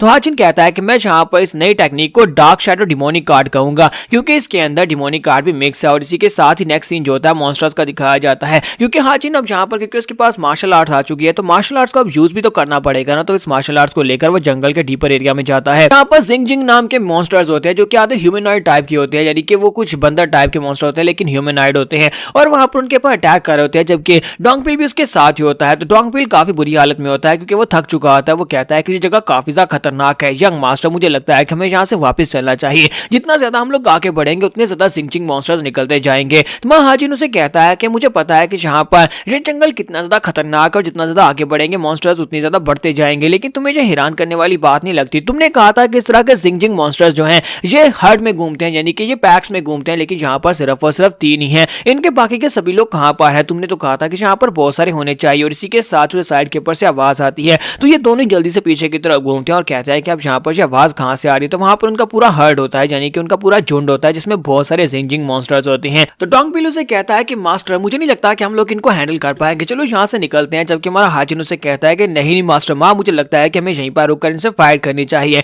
और साथ ही वो सोच रहा होता है कि डोंगपिल यहाँ पर ये सोच रहा होगा कि मेरी इंटरनल एनर्जी जो थी वो कुछ अर्सा पहले यहाँ पर की ब्लॉकेज की वजह से खत्म हो गई थी और इसकी कोई लिमिट होगी। इसी वजह से वो यहाँ पर परेशान है कि कहीं ऐसा ना हो कि हम लोग यहीं पर कोलैप्स होकर गिर जाए। लेकिन मुझे यहाँ पर अपनी न्यू मार्शल आर्ट्स को अगर बेहतर करना है तो मुझे यहाँ पर फाइट करनी होगी, मुझे लगातार फाइट करते रहना होगा ताकि मैं यहाँ पर अपनी न्यू मार्शल आर्ट्स को पहले से पीक पर पहुंचा सकूं। और इसी के साथ ही वो फिर से अपनी टेक्निक को रिलीज करता है, डार्क शैडो डिमोनिक कार्ड को रिलीज करता है और फिर से उनके ऊपर अटैक करने के लिए आगे बढ़ता है। और इसी के साथ ही डोंगपिल भी उसके साथ ही होता है। एक तरफ से वो मॉन्स्टर्स आगे बढ़ते हैं, दूसरी तरफ से ये दोनों आगे बढ़ते हैं और वहां पर काफी देर फाइट के बाद वो उनको हरा देते हैं। जबकि इसी के साथ ही नेक्स्ट सीन जो होता है वो डीमन एम्परर का दिखाया जाता है। डीमन एम्परर के पास मास्टर मुडाइम आते हैं और वहां पर आकर वो उसे बताते हैं, वो उसे सारी बात बताते हैं कि थर्ड जंग मास्टर जो है उसने अज़ूरे लोटस को हरा दिया और उसके साथ साथ वो जिंग मॉन्स्टर्स को हरा रहा है। बैम्बू ट्री जंगल में जाने के बाद वो पहले से काफी ज्यादा बेहतर हो चुका है। तो मास्टर मुडाइम उसे कहते हैं कि हाँ मास्टर ये बिल्कुल करेक्ट है, बिल्कुल ऐसा ही है। तो डीमन एम्परर कहता है कि मुझे काफी ज्यादा हैरानी हो रही है एक ऐसी जगह के ऊपर जहां पर पहले तो उसके पास कल्टीवेशन की टेक्निक्स नहीं थी, लेकिन अब वो जहां पर सर्वाइव कर पा रहा है, वहां पर मॉन्स्टर्स को भी मार पा रहा है। तो जहां पर उसकी जो टॉप 3 की टेक्निक्स होती है वो टेक्निक्स के स्क्रोल्स उसके पास होते हैं। डीमन एम्परर कहता है अगर उसने यहाँ पर ब्लैक ड्रैगन टेक्निक को मास्टर किया होता तो उसके साथ वो मॉन्स्टर्स को नहीं मार पाता। अगर उसने यहाँ पर इस दूसरी फ्लेम टेक्निक को मास्टर किया था तो मुझे लगता है कि इसके साथ ये मास्टर नहीं कर पाता क्योंकि ये टेक्निक काफी ज्यादा हैवी है। और तीसरी टेक्निक मुझे लगता है कि उसने इस वाली टेक्निक को भी मास्टर नहीं किया। तो मास्टर मुडाइम भी उसकी बात सुनकर काफी हैरान हो रहे होते हैं। तो डिमोनिक एम्परर से कहता है कि यहाँ पर ये वाली तीनों सीक्रेट टेक्निक्स जो थी ये सीक्रेट लाइब्रेरी से उसे दी गई हैं, तो ये टेक्निक उसे यहाँ पर किस लिए दी गई। तो इसी के साथ ही वो सोच रहे होते हैं कि मुझे लगता है कि उसने यहाँ पर किसी और टेक्निक को मास्टर किया है जिस मार्शल आर्ट्स की टेक्निक की वजह से वो यहाँ पर मॉन्स्टर्स का शिकार इतनी आसानी से कर पा रहा है, क्योंकि यहाँ पर हमारी तीनों टेक्निक्स लाइक नहीं है कि वो जाकर उन मॉन्स्टर्स को अकेले मार सके, वो भी लो लेवल में। तो मुडाइम उसके सामने अपना सर झुकाते और कहते हैं कि मुझसे बहुत बड़ी गलती होगी, मैंने आपकी परमिशन के बिना सीक्रेट लाइब्रेरी में से टॉप 3 मार्शल आर्ट्स की डिमोनिक कार्ड्स को उस लड़के को दे दिया, थर्ड यंग मास्टर को दे दिया, प्लीज मेरा सर काट दें। तो डीमन एम्परर से कहता है कि तुम्हें पता है कि तुमने यहाँ पर गलती की है। तो वो कहते हैं हाँ सर मुझे पता है कि मैंने गलती की है। डीमन एम्परर से कहता है लेकिन तुम सीक्रेट लाइब्रेरी की सारी मार्शल आर्ट्स की टेक्निक्स को एक्सेस कर सकते हो, तुम्हें इसकी इजाजत है। तो वो कहता है लेकिन मैंने आपको पहले रिपोर्ट नहीं किया। तो वो कहते हैं कोई बात नहीं, मुझे ये बताओ क्या तुम्हें अपने किए के ऊपर कोई पछतावा है। तो वो कहते हैं नहीं सर मुझे कोई पछतावा नहीं है, मुझे लगता है कि थर्ड यंग मास्टर ने उन बुक्स को पढ़कर काफी कुछ हासिल किया है। तो डीमन एम्परर से कहते तो फिर ठीक है, मुझे यहाँ पर तुम्हारे फैसले की रिस्पेक्ट करनी चाहिए। उम्मीद करता हूँ कि हमारा थर्ड यंग मास्टर जो है तुम्हारी इस गलती की वजह से बहुत कुछ नया सीखेगा और डिमोनिक कार्ड्स को सीखकर कुछ नया मास्टर करेगा। इसी के साथ ही नेक्स्ट सीन जो होता है फिर से वहीं पर जीजिंग मॉन्स्टर्स का दिखाया जाता है कि हमारा हाजिन जो होता है वहां पर जीजिंग मॉन्स्टर्स को मार रहा होता है, क्योंकि अब वो यहाँ पर पहले से काफी ज्यादा स्ट्रॉन्ग हो चुका है। तब के साथ यहाँ पर डीमन एम्परर का सीन भी दिखाया जा रहा था। डीमन एम्परर जो होता है मुडाइम से पूछ रहा था, मुडाइम मुझे ये बताओ कि बच्चों की फाइट और अडल्ट्स की फाइट में क्या फर्क होता है। तो मास्टर मुडाइम कहते हैं कि सर मुझे इस बारे में नहीं पता। तो वो उसे कहता है कि बच्चों की फाइट में फर्क ये होता है कि बच्चों को पता नहीं होता कि कब रुकना है, जबकि मैच्योर लोगों को पता होता है किस जगह के ऊपर रुकना है, उन्हें पता होता है कि कहां पर हमें रुक जाना चाहिए, कहां पर हमारा ओपोनेंट हमसे ज्यादा स्ट्रॉन्गर है। जबकि बच्चे जो होते हैं उन्हें लगता है कि उन्हें जहां पर एक मॉन्स्टर को मारा है तो वो दूसरे को भी मार सकते हैं, उन्हें इसमें प्राउड फील होता है और उसके बाद वो आगे मारते जाते हैं, उन्हें अपनी लिमिट के बारे में पता नहीं चलता। यही फर्क होता है एक मैच्योर में और एक बच्चे में। लेकिन जब वो यहाँ पर सारी की सारी सिचुएशन से बाहर निकल जाता है, हालांकि वो बहुत ही मुश्किल सिचुएशन में फंस चुका था, लेकिन इससे निकलने के बाद वो एक असली मर्द बन जाता है। यहीं पर फाइट का सीन दिखाता है जहां पर हमारा हाजिन जो होता है वो चलाकर कहता है कि मास्टर डोंगपिल जल्दी से वहां पर से हटो, क्योंकि उसके ऊपर एक जीजिंग अटैक करता है। तो वो साथ ही अपनी दोनों टेक्निक्स को रिलीज करते हुए उसके ऊपर अटैक करता है और वो मॉन्स्टर्स के ऊपर अटैक करके उनको सभी को वहीं पर गिरा देता है। डोंगपिल से कहता है कि मास्टर क्या आप ठीक हैं। तो वो से कहता है कि हाँ मैं ठीक हूँ, लेकिन तुम यहाँ पर मेरे बॉडी गार्ड हो, फिर तुम यहाँ पर अपने गार्ड को डाउन कैसे कर सकते हो। तो वो कहता है यंग लॉर्ड प्लीज मुझे माफ करिएगा। तुम्हारा हाजिन उसे कहता है कि मुझे लगता है कि अब जितनी स्ट्रेंथ मेरे पास है ये जीजिंग मॉन्स्टर्स मेरे सामने कुछ भी नहीं है, इनके नंबर ज्यादा है लेकिन इनकी स्ट्रेंथ बहुत ज्यादा कम है। और साथ ही वो सोच रहा होता है इसी तरह अगर मैं यहाँ पर करता रहा तो मुझे लगता है कि बहुत ही जल्दी मैं यहाँ पर इस जंगल के यानी बैम्बू ट्री जंगल के काफी ज्यादा अंदर तक चला जाऊंगा, यानी डीप एरिया में जहाँ पर उन बैम्बू ट्रीज को काट कर ला सकता हूँ जिनको जादुई बैम्बू ट्रीज कहा जाता है और जिनके साथ पिल्स बनाई जाती हैं। लेकिन इसी के साथ ही वहाँ पर कोई चीज बड़ी तेजी के साथ आगे बढ़ती है और हमारा हाजिन जो होता है उसको देख भी नहीं पाता। वो उसे चलाकर कहता है डोंगपिल जल्दी से डॉज करो। हालांकि उसे ठीक से देख नहीं पा रहा था कि क्या चीज है, लेकिन डोंगपिल के वहां पर उसे डॉज करने से पहले उसे किक पड़ती है और इसी के साथ ही डोंगपिल के माथे पर लगता है, जिसकी वजह से वहीं पर बेहोश होकर गिर जाता है। तो हाजिन कहता है कि ऐसा कैसे हो सकता है, आखिर अचानक से एक नया मॉन्स्टर कहां पर से और इतना पावरफुल मॉन्स्टर कैसे हो सकता है। तो उसके सामने एक घोड़ा होता है, वो एक म्यूटेंट घोड़ा होता है जो कि जीजिंग मॉन्स्टर से भी अपर लेवल का होता है, यानी कि उनसे ज्यादा पावरफुल होता है। तो वो कहता है कि यहाँ पर ये घोड़ा जो है ये तो इतना पावरफुल है कि इसने सिर्फ एक किक मारकर डोंगबिल को जख्मी करके बेहोश कर दिया। लगता है कि मुझे भी यहाँ पर बहुत ज्यादा होशियार रहने की जरूरत है, क्योंकि इसके साथ फाइट में काफी ज्यादा मुश्किल होने वाली है। और यहाँ पर एपिसोड 14 का एंड करेंगे और नेक्स्ट एपिसोड में देखेंगे क्या हमारा हाजिन इस घोड़े को भी हरा पाएगा या नहीं। तो एपिसोड का एक्सप्लेनेशन अच्छे। तो गाइस कैसे हैं आप सब लोग, लेगेसी ऑफ असैसिन किंग के एपिसोड 15 के साथ हाजिर हो। तो लास्ट एपिसोड के एंड पे हमने देखा था कि हमारे हाजिन के सामने वहां पर एक नया हॉर्स मॉन्स्टर आ जाता है। हॉर्स मॉन्स्टर काफी ज्यादा पावरफुल होता है, वो डोंगपिल को सिर्फ एक ही किक मारता है, जिसकी वजह से वहीं पर गिरकर बेहोश हो जाता है। तो हाजिन कहता है कि मुझे इसके साथ संभल कर फाइट करनी होगी, मुझे लगता है कि अब यहाँ पर ये बाकी के सभी मॉन्स्टर्स सबसे ज्यादा पावरफुल है अभी तक जितने मॉन्स्टर्स का मैंने सामना किया है। तो घोड़ा जो होता है वो उसकी तरफ देखता है, तो वो कहता है कि मुझे लगता है कि मुझे भी सीरियस होना पड़ेगा। और इसी के साथ ही अपनी तलवार को रेडी करता है और साथ ही अपनी डार्क शैडो की डिमोनिक कार्ड को रिलीज करता है। जैसे ही वहां पर उसको रिलीज कर रहा होता है, इसी के साथ ही घोड़ा उसके करीब पहुंच चुका होता है और इसी के साथ ही वो उसे टक्कर मारता है, जिसकी वजह से हमारा हाजिन जो होता है वो उड़ता पीछे जाकर बैम्बू ट्रीज के साथ टकराता है। उसके हाथ से उसकी तलवार भी छूट जाती है और साथ ही घोड़े को दिखाता है कि वो पीछे भाग जाता है क्योंकि वो फिर से अटैक करने के लिए रेडी हो रहा है, जबकि हमारा हाजिन बहुत ही बुरी हालत में जख्मी होता है। तो वो कहता है ऐसा कैसे हो सकता है कि इसकी स्पीड मेरी सोच से भी ज्यादा तेज है और मैं यहाँ पर इसको देख भी नहीं पाया। और घोड़ा फिर से वहां पर अपनी टांग को वहां पर ग्राउंड पर मारा है जैसे कि वो फिर से आगे बढ़ने वाला है। तो हाजिन कहता है कि अब मैं यहाँ पर क्या करूं।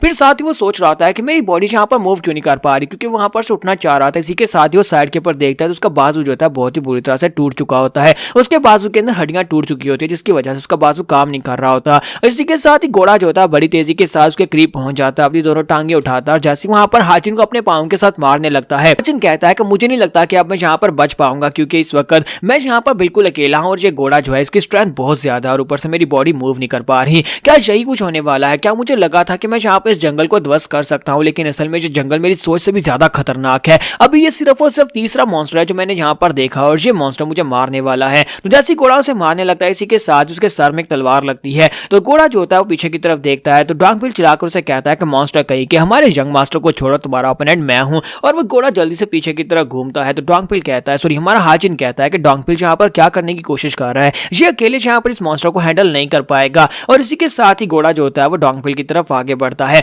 तो डॉन्कविल उसे कहता है कि मैं यहाँ पर तुम्हारा ओपोनेंट हूं, मुझसे आकर फाइट करो। जैसे वहां पर वो घोड़ा उसकी तरफ आगे बढ़ता है, इसी के साथ ही हमारा डॉन्कविल भागना शुरू कर देता है। तो डॉन्कविल बड़ी तेजी के साथ भाग रहा था जबकि घोड़ा भी बड़ी तेजी के साथ उसका पीछा करता है। तो डॉन्कविल भागते भागते उसे वहां पर दिखाई देता है कि उन्होंने वहां पर पहले से ट्रैप बिछाए हुए थे। तो वो कहता है कि मुझे पता चल गया यहीं पर ट्रैप है और वो जल्दी से जंप कर जाता है, जबकि घोड़ा जो होता है वो सीधा आकर उस ट्रैप के अंदर गिर जाता है। तो घोड़ा जैसे वहां पर ट्रैप के अंदर गिरता है तो वहां पर अंदर उन्होंने काफी सारे बैम्बूज लगाए होते हैं जो कि उसकी बॉडी के अंदर धंस जाते हैं। तो डॉन्कविल पीछे की तरफ घूमता रहकर उस गड्ढे के अंदर देखता है, वो देखता है क्या शुक्र है कि मैं बच गया, बड़ी यहाँ पर क्लोज कॉल थी, क्योंकि अगर वो मुझे पकड़ लेता तो मुझे मार डालता। तो वो सोच रहा था क्या जो घोड़ा मर गया। तो वो घोड़ा अपनी आंखें खोलता है और अपने प्रेशर को रिलीज करता है, फिर साथ ही वहां पर से बाहर निकलने की कोशिश करता है। वो गड्ढे के अंदर से बाहर निकलने की कोशिश कर रहा होता है, लेकिन गड्ढा इतना गहरा होता है कि वहां पर से बाहर ना निकल सके। तो डॉन्कविल कहता है कि मुझे पता है कि यहाँ पर इतनी आसानी से नहीं मरने वाला, लेकिन फिलहाल के लिए मैं तुम्हें छोड़ देता हूँ, तुम्हें बख्श देता हूँ, क्योंकि मुझे जाकर अपने थर्ड यंग मास्टर को देखना है। इसी के साथ ही डॉन्कविल वहां पर से भागता हुआ हाजिन की तरफ निकल जाता है ताकि वो जाकर हाजिन को देख सके। डॉन्कविल भागता हुआ वापस जाकर हाजिन से कहता है कि यंग मास्टर प्लीज मुझे यहाँ पर उठाने दो, मैं तुम्हें उठाकर वापस ले चलता हूँ।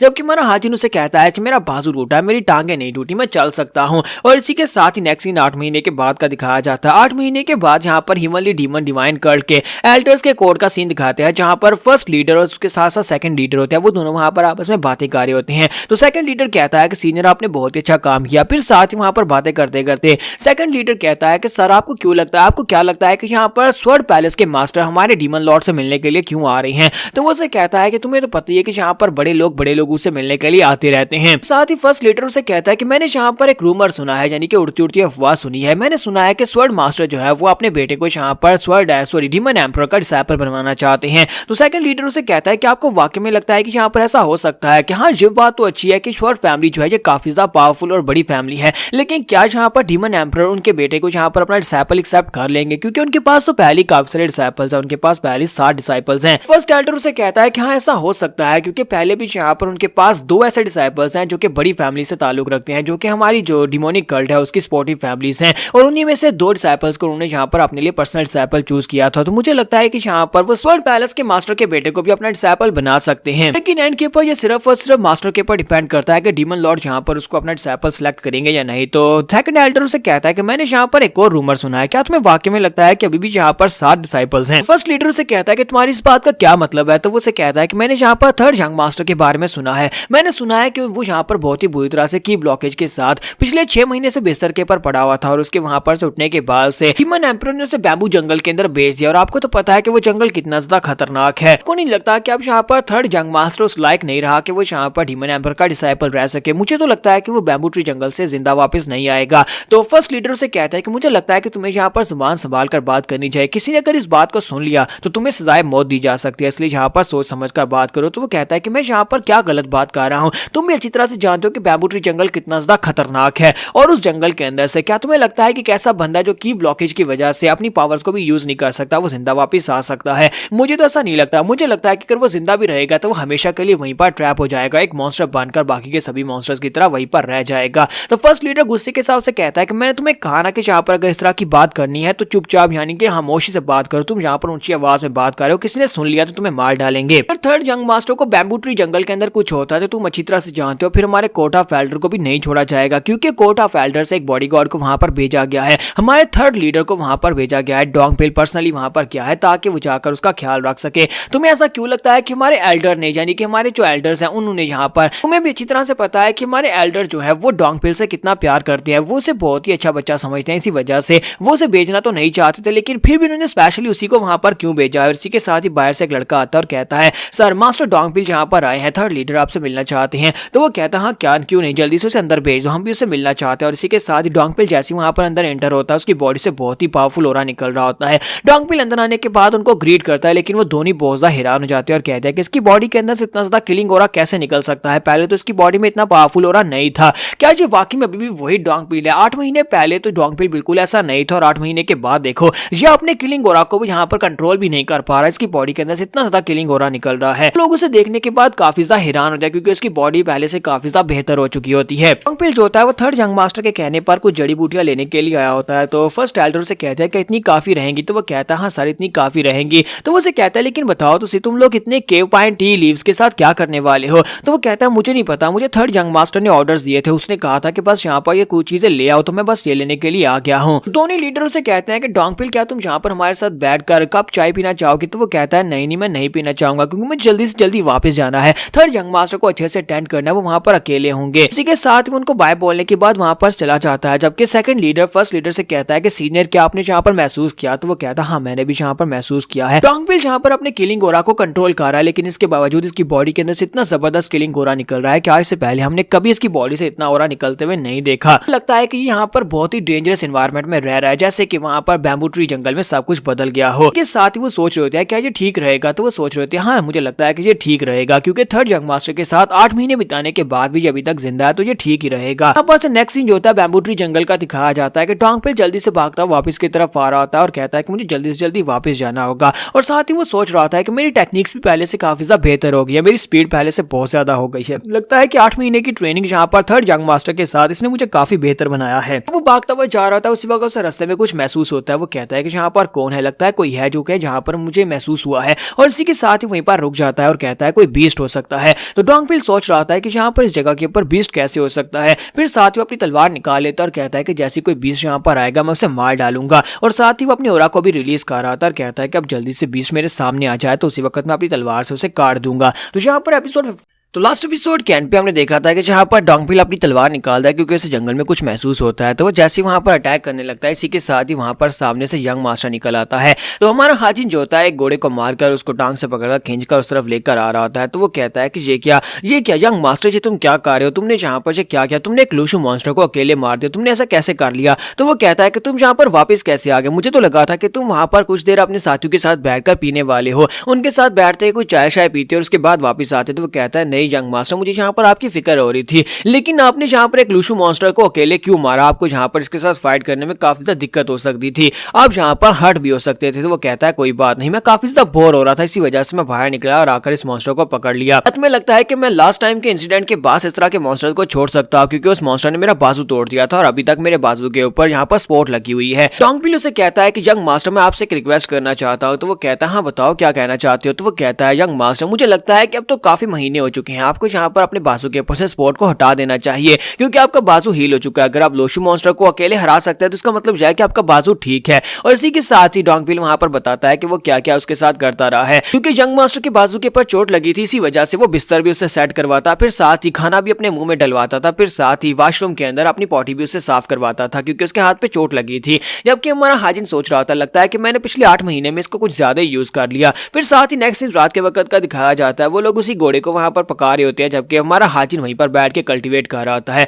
वो कल्टीवेट कर रहा होता है वहां पर हमारा डोंगफिल जो होता है वो ये सोच रहा होता है कि यंग मास्टर यहाँ पर पहले से कितने स्ट्रॉन्ग हो गए हैं, सिर्फ 8 महीने में उन लोगों ने यहाँ पर की पावर को यूज करना भी सीख लिया और साथ ही यहाँ पर एक लोशू मॉन्स्टर को अकेले हरा सकते हैं। मुझे यहाँ पर बहुत ज्यादा आनंद महसूस हो रही है कि मैं यहाँ पर थर्ड यंग मास्टर का गार्ड बनकर उसको गार्ड कर रहा हूँ, मुझे भी यहाँ पर और ज्यादा स्ट्रॉन्ग बनना होगा। तो हमारा हाजिन जो होता है वहां पर अपनी कल्टीवेशन कंप्लीट करता है और इसी के साथ ही उसके पीछे आकर खड़ा हो जाता है और उसे कहता है कि तुम्हारा काम पूरा हो गया तो हाजिन चिल्लाकर उसे कहता है तुम फिर से यहाँ पर मुझे डरा रहे हो, तुम फिर से यहाँ पर अचानक से क्यों निकले, बताओ कि तुम यहाँ पर क्या कहना चाहते हो। तो डोंगपेल उसे कहता है कि यंग लॉर्ड मुझे पता है कि आप यहाँ पर स्ट्रॉन्ग बन चुके हैं, यहाँ पर मुझसे प्रॉमिस कर सकते हैं कि आप यहाँ पर इस जंगल के डीपर एरिया में मेरे बिना बिल्कुल भी नहीं जाएंगे, मैं आपका बॉडी गार्ड हूँ, मुझे आपके साथ होना चाहिए। तो वो उसे कहता है कि यहाँ पर ऐसा तो मैं बिल्कुल भी नहीं कर सकता क्योंकि हमारे पास ज्यादा टाइम नहीं है। डोंगपेल उसे कहता है कि इस बात का क्या मतलब है कि आपके पास टाइम नहीं है। तो हाजिन उसे कहता है कि मुझे लगता है कि तुमने यहाँ पर इस बात का नोटिस नहीं किया, ये जगह और भी ज्यादा डेंजरस होती जा रही है। तो वो कहता है कि सर ये जगह तो पहले से डेंजरस थी। तुम्हारा हाजिन उसे कहता है नहीं तुम मेरी बात को समझ नहीं रहे,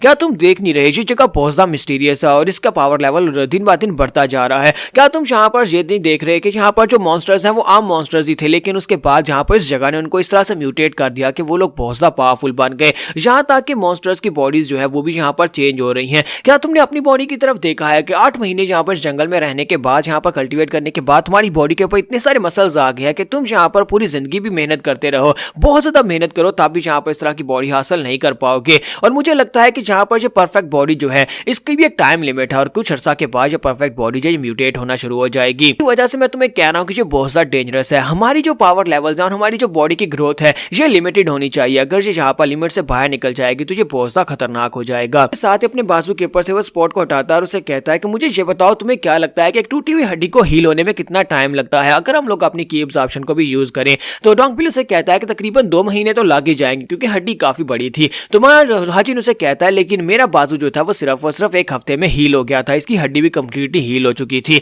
ये सब कुछ इसी जंगल की वजह से हो रहा है क्योंकि इस जंगल के अंदर बहुत सारे मिस्टीरियस इफेक्ट्स हैं। तुम्हें लगता है कि इंसानों के लिए नॉर्मल है, जब मैं जहाँ पर लूशो मॉन्स्टर से फाइट कर रहा था मेरी बॉडी के ऊपर घाव लगे थे और कुछ ही घंटों में वो घाव जो है वो दोबारा से भर चुके हैं। इसी के साथ ही वो उसे कहता है कि मुझे बताओ अगर यहाँ पर हमारे बाजू के ऊपर एक चोट लगती है, एक जख्म होता है और वो जख्म अपने आप हील होना शुरू हो जाता है इस जंगल की पावर्स की वजह से, वो जो होता है जख्म की हीलिंग प्रोसेस तेज हो जाती है और जहाँ पर जख्म हील हो जाता है और उसके बाद भी बॉडी यहाँ पर मजीद बॉडी को हील करना स्टार्ट रखती है, यानी कि बॉडी को समझ नहीं आती कि अब यहाँ पर क्या करना है और उसके बाद आपकी बॉडी के ऊपर मास जो होता है वो गेन होता रहता है और कुछ ही घंटों में आपकी बॉडी जहाँ पर बिल्कुल एक मॉन्स्टर की तरह हो जाती है, यानी कि इवॉल्व होकर म्यूटेट होकर एक मॉन्स्टर बन जाते हो। तो मुझे बताओ उस वक्त तुम्हारे पास क्या बचेगा। इसीलिए कह रहा हूँ कि हमारे पास टाइम बहुत ज्यादा कम है, हमें जल्दी से जल्दी यहाँ पर डीपर एरिया में जाना होगा, इससे पहले कि हमारी बॉडीज यहाँ पर इस मॉन्स्टर्स की तरह म्यूटेट हो जाए, हम लोग सारी जिंदगी यहीं पर मॉन्स्टर बनकर रह जाएं। तो डोंगपेल उसे कहता है लेकिन यंग लॉर्ड आप यहाँ पर से जा नहीं सकते जब तक डीमन लॉर्ड आपको वापस आने का ऑर्डर नहीं देते। तो हमारा हाजिन उसे कहता है डीमन लॉर्ड ने मुझे सिर्फ और सिर्फ यहाँ पर आने का ऑर्डर दिया था, मुझे ये नहीं कहा था कि मैं यहाँ पर से कब वापस आ सकता हूँ, इसका मतलब यह है कि मैं अपनी मर्जी से यहाँ से वापस जा सकता हूँ।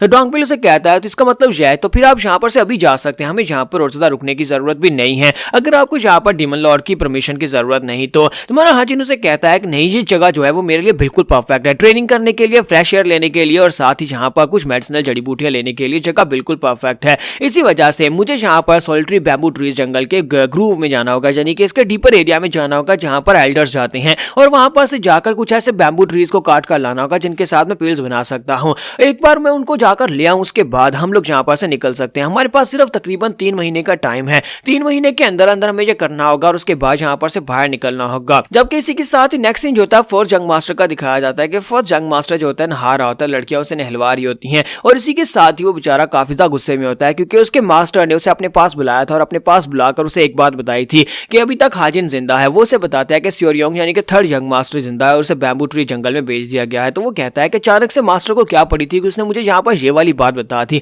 मुझे समझ नहीं आती कि मास्टर यहाँ पर क्या करवाना चाहते हैं, क्या मास्टर यहाँ पर मेरी और उसकी फाइट करवाना चाहते हैं, क्योंकि मास्टर को अच्छी तरह से पता है कि मैं स्योरियोंग से कितनी नफरत करता हूँ, अगर वो हटेगा तभी तो मैं थर्ड प्लेस के ऊपर आ पाऊंगा। और जंग मास्टर वहाँ पर डीमन एम्परर की बातें सुनने के बाद सोच रहा होता है कि ये हालांकि हमारा मास्टर है लेकिन बहुत ज्यादा रुथलेस है, इस बात से फर्क नहीं पड़ता कि इसके अपने पर्सनल डिसाइपल से एक दूसरे के साथ फाइट करें, क्योंकि मुझे लगता है कि यहाँ पर यही तो देखना चाहता है कि उनमें से सबसे ज्यादा पावरफुल, सबसे ज्यादा डिमोनिक कौन है जो कि यहाँ पर उसकी जगह के ऊपर अगला डिमोनिक एम्परर बन सके। इसी वजह से उससे यहाँ पर इस बात से बिल्कुल फर्क नहीं पड़ता अगर मैं यहाँ पर किसी यंग मास्टर को मार भी देता हूँ, उसके साथ डिसाइपल्स में से किसी एक डिसाइपल को कोई दूसरा डिसाइपल मार भी दे तब भी यहाँ पर कोई फर्क नहीं पड़ेगा। लेकिन मुझे समझ नहीं आती कि स्योरियोंग के साथ मसला क्या, यानी थर्ड यंग मास्टर के साथ क्या मसला है कि उसे यहाँ पर बैम्बू ट्री जंगल में भेज दिया गया और बैम्बू ट्री जंगल में बिना की पावर यूज किए वो यहाँ पर जिंदा कैसे है। इतने महीने गुजर चुके हैं, 8 महीने गुजर चुके हैं और वो यहाँ पर उस बैम्बू ट्री जंगल में अभी तक जिंदा है। ऐसा तो बिल्कुल पॉसिबल नहीं है जब तक कि उसने यहाँ पर दोबारा से कल्टीवेट करना स्टार्ट ना कर दिया हो। तो उसके मास्टर से कहते हैं कि मैं यहाँ पर बहुत ही जल्दी से वापस बुलाने वाला हूँ, यानी थर्ड यंग मास्टर को जल्दी से वापस बुलाने वाला हूँ।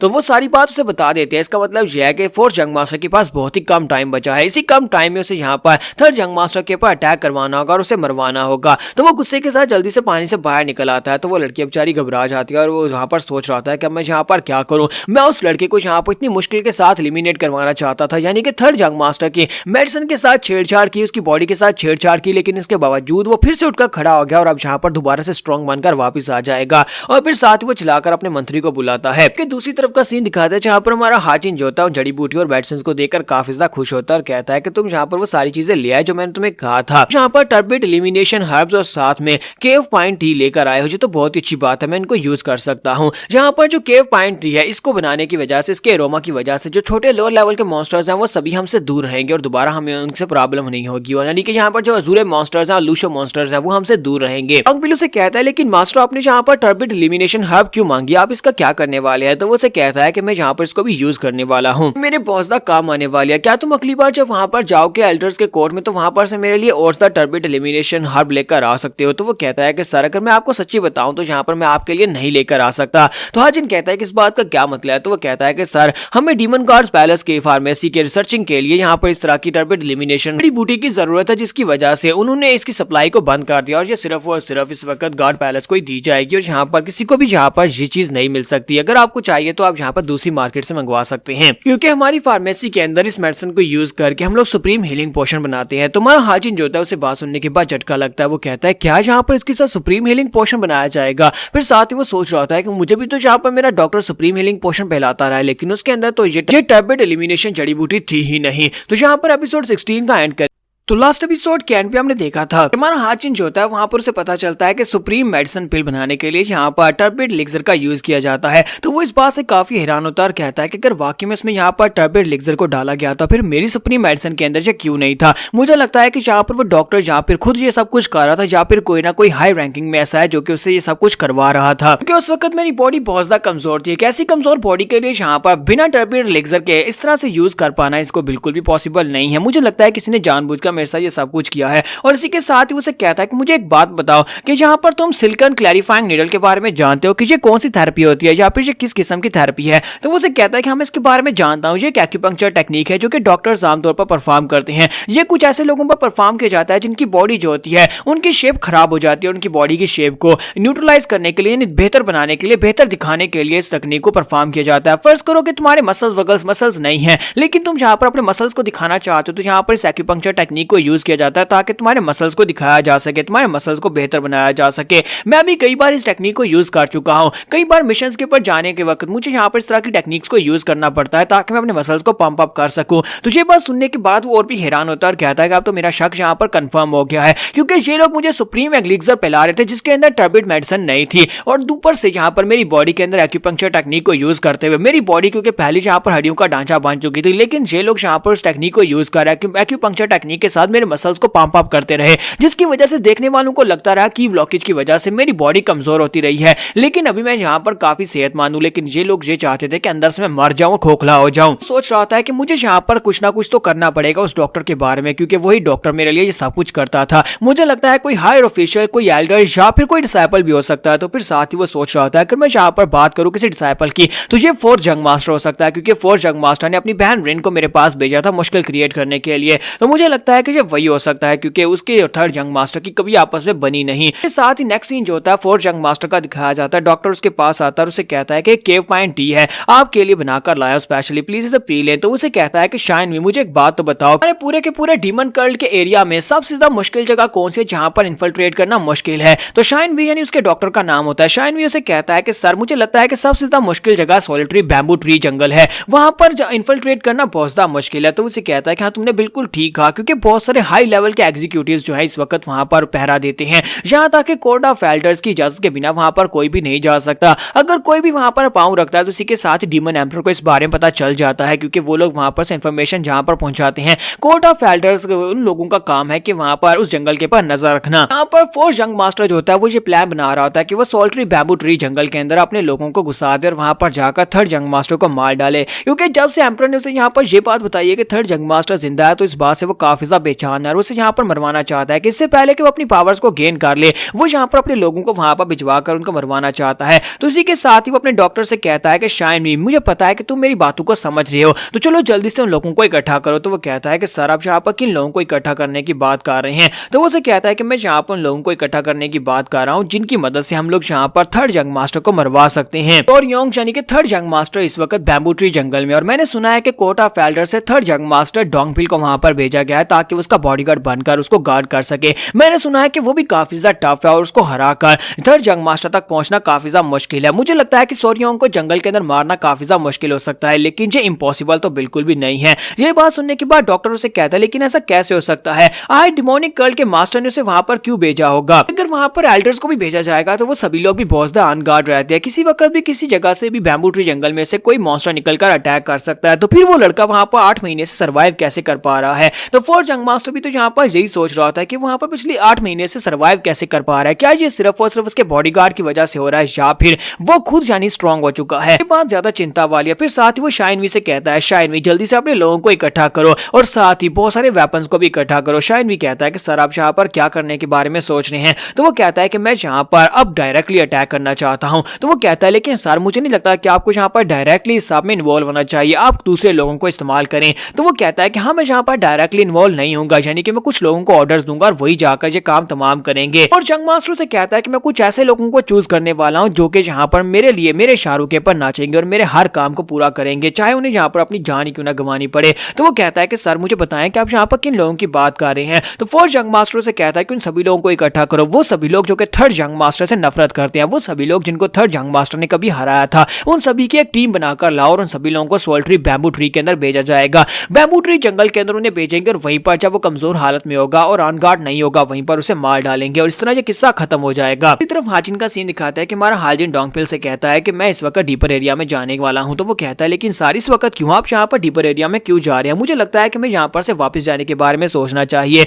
डोंगफिल उसे कहता है कि आपको अच्छी तरह से पता है कि वहां पर कितने पावरफुल बीस्ट हो सकते हैं और आप यहाँ पर इस बारे में जानते भी नहीं है, पहले में यहाँ पर इंफॉर्मेशन इकट्ठी करनी चाहिए। तो हमारा हाजिन उसे कहता है कि इस बात से क्या फर्क पड़ता है, मुझे ये तो बताओ कि जब यहाँ पर मास्टर मूडैम और बाकी के सभी एल्डर्स आते हैं क्या उन्हें इस बारे में पता होता है कि यहाँ पर कौन कौन से बीस्ट हैं? क्या वो लोग यहाँ पर प्लानिंग करके आते हैं? क्योंकि यहाँ पर प्लानिंग करके आने का कोई फायदा ही नहीं है, कौन सा बीस्ट कहाँ से निकला है उन्हें भी नहीं पता होता और कितने बीस्ट आएंगे कितने झुंड में आएंगे ये भी उन्हें नहीं पता होता।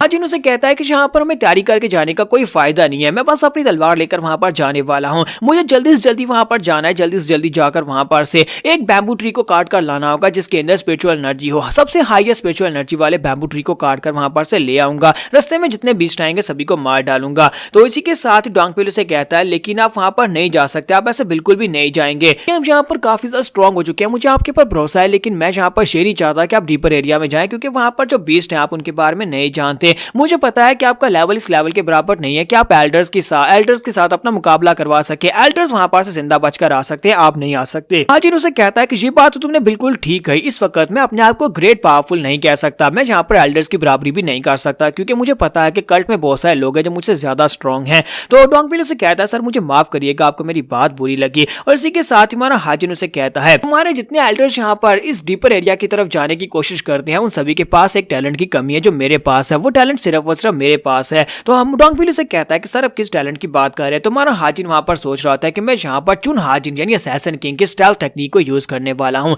आज से पहले मैंने इस टेक्निक को यूज इसलिए नहीं किया था क्योंकि मेरे पास टर्बिट एलिमिनेशन हर्ब नहीं थी। अब मैं इस जड़ी बूटी की मदद से 1 घंटे या फिर 30 मिनट के लिए अपनी बॉडी के अंदर से डिमोनिक एनर्जी को निकाल सकता हूँ और वो टेक्निक यानी स्टेल्थ टेक्निक जो है वो डिमोनिक एनर्जी के बिना यूज की जाती है और मैं इस टेक्निक को यूज करके बड़ी आसानी से मॉन्स्टर्स की नजर में आए बिना उस जगह पर जाऊंगा, बैम्बू ट्रीज को काट कर वापस आ जाऊंगा और किसी को पता भी नहीं चलेगा। मैंने यहाँ पर आकर पिछले 8 महीने में बहुत कुछ गेन किया है, मुझे यहाँ पर आकर कुछ नई इंसाइट्स मिली हैं, मुझे नई पावर्स मिली हैं, यहाँ तक कि मैंने डार्क शैडो आर्ट्स भी बनाई हैं, यानी अपनी जो डार्क शैडो की थी उस टेक्निक को डिमोनिक आर्ट्स के साथ मिक्स करके उनको बनाया और बहुत सारे मॉन्स्टर्स को मारकर अपने आप को स्ट्रॉन्ग बनाया है। और अब यहाँ पर ये डू और डाई का मुकाम है, मुझे आगे बढ़ना होगा, अगर मैं आगे बढ़ूंगा तभी तो मैं स्ट्रॉन्ग बन पाऊंगा और इवॉल्व कर पाऊंगा। अब जबकि मेरे पास टर्बिट एलिमिनेशन हर्ब भी है तो इसकी मदद से मैं यहाँ पर अपनी डिमोनिक एनर्जी को सप्रेस करूंगा और उसके बाद ये पहुंचना आसान हो जाएगा, ये तो चुटकी बजाने जैसा मिशन होगा। और वो वहां पर से बाहर निकल आता है, जैसे वहां पर से बाहर निकल रहा होता है तो डोंगफिल जल्दी से भागता हुआ उसके सामने आ जाता है और कहता है नहीं जंग मास्टर मैं आपको नहीं जाने दूंगा।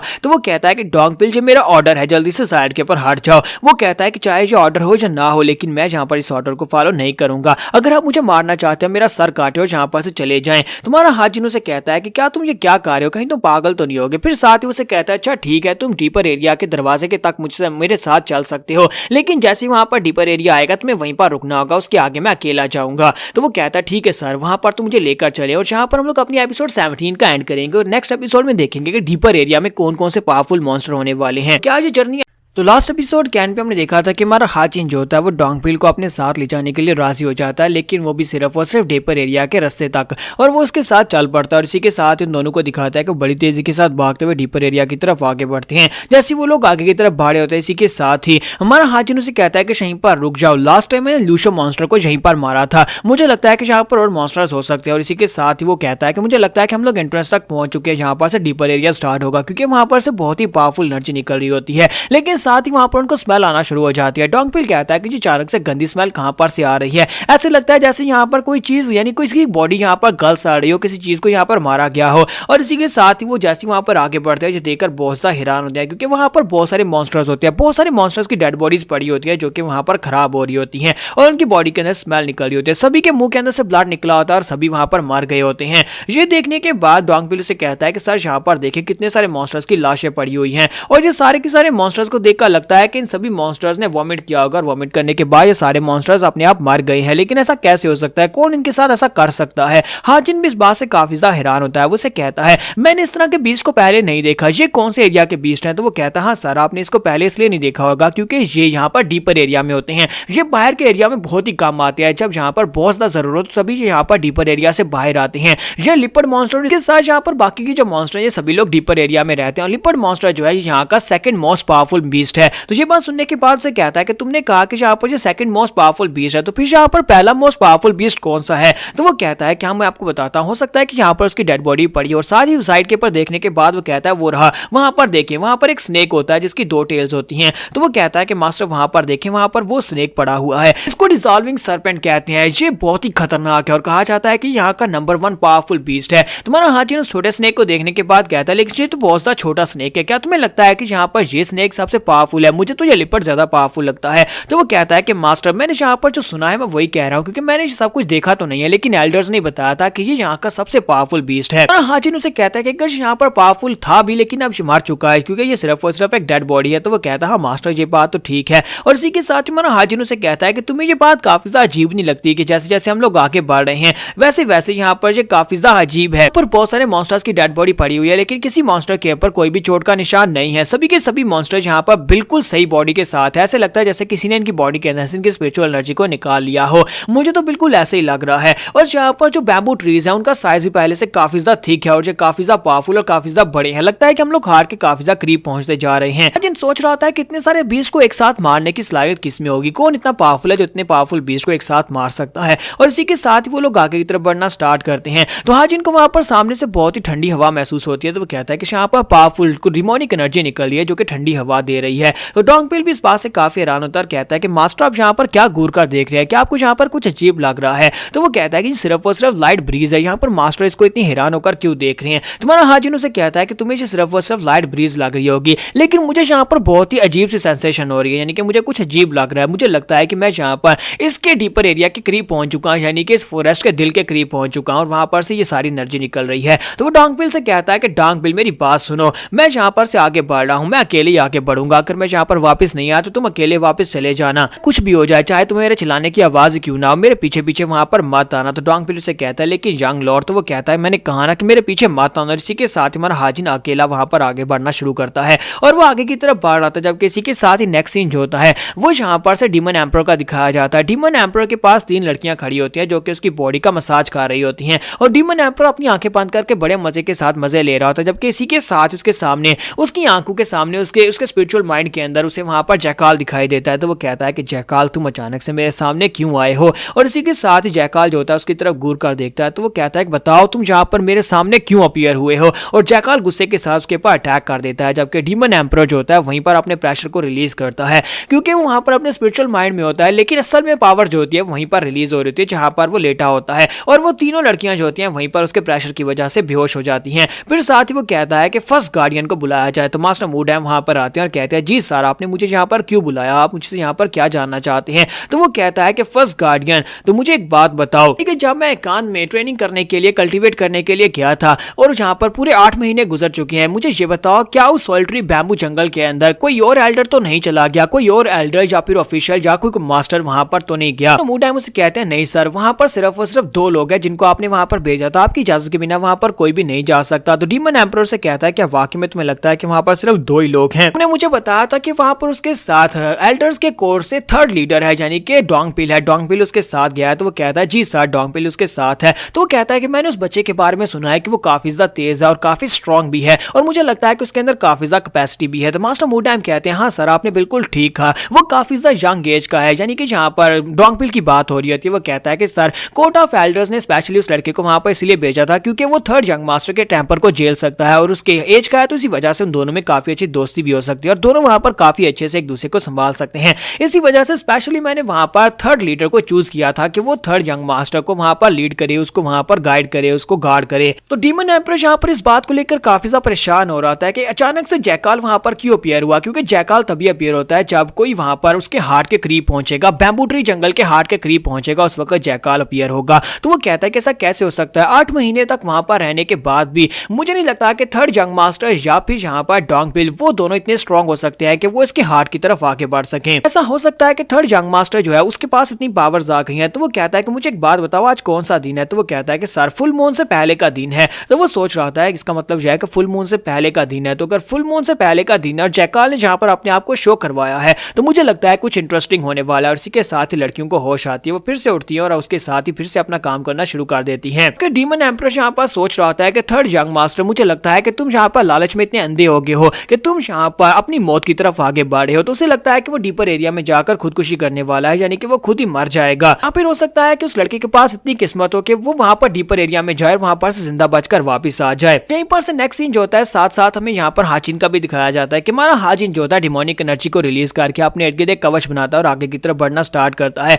वो उस ब्रीज के साथ आगे की तरफ बढ़ रहा था क्योंकि सामने से बहुत ही पावरफुल एनर्जी निकल रही होती है, लेकिन उसका प्रेशर काफी ज्यादा होने के बावजूद वो आगे बढ़ता जा रहा था और कहता है जैसे जैसे मैं इस एनर्जी के करीब पहुंचता जा रहा हूं वैसे वैसे यहाँ पर एनर्जी बहुत ज्यादा स्ट्रॉन्ग होती जा रही है। अगर इसी तरह चलता रहा तो मुझे लगता है कि मेरे लिए और ज्यादा आगे बढ़ना बहुत ज्यादा मुश्किल हो जाएगा। पहली मैं यहाँ पर अपनी डिमोनिक एनर्जी के साथ एक कवच बनाकर आगे बढ़ रहा हूँ, लेकिन जैसे जैसे यहाँ पर तेज हवा का झोंका मुझे लगता है इसी के साथ मुझे यहाँ पर महसूस होता है। और साथ ही वो कहता है कि इस तरह की एनर्जी को मैं पहले भी यहाँ पर महसूस कर चुका हूँ। ये एनर्जी मैंने तब महसूस की थी जब डीमन एम्परर मेरे सामने अपीयर हुआ था। डीमन एम्परर उस वक्त मेरे सामने अपीयर होकर अपने प्रेशर को रिलीज किया था और मुझे सेम इसी तरह की एनर्जी महसूस हुई थी। तो क्या ऐसा हो सकता है कि यहाँ पर इस बैम्बू ट्री जंगल के हार्ट में कोई इतना पावरफुल मॉन्स्टर हो जिसकी पावरफुल एनर्जी जो है वो डीमन एम्परर जितनी हो या फिर उससे भी ज्यादा हो सकती है। हाजिन कहता है लेकिन मुझे लगता है कि यहाँ पर खतरे से खेलकर ही मुझे इनाम मिल सकता है अगर मैं वहां पर जाकर बैम्बू ट्रीज को हासिल कर लेता हूँ जिनकी स्पिरिचुअल एनर्जी को एब्जॉर्ब करके मैं और भी स्ट्रॉन्ग बन सकता हूँ, तो मुझे ये रिस्क लेना पड़ेगा। और इसी के साथ उसके मुंह से ब्लड निकलना शुरू हो जाता है। कहता है कि चाहे मैं कितनी डिमोनिक एनर्जी के साथ कवच क्यों ना बना लूं, मेरे इंटरनल ऑर्गन्स जो है बुरी तरह से डैमेज हो रहे हैं।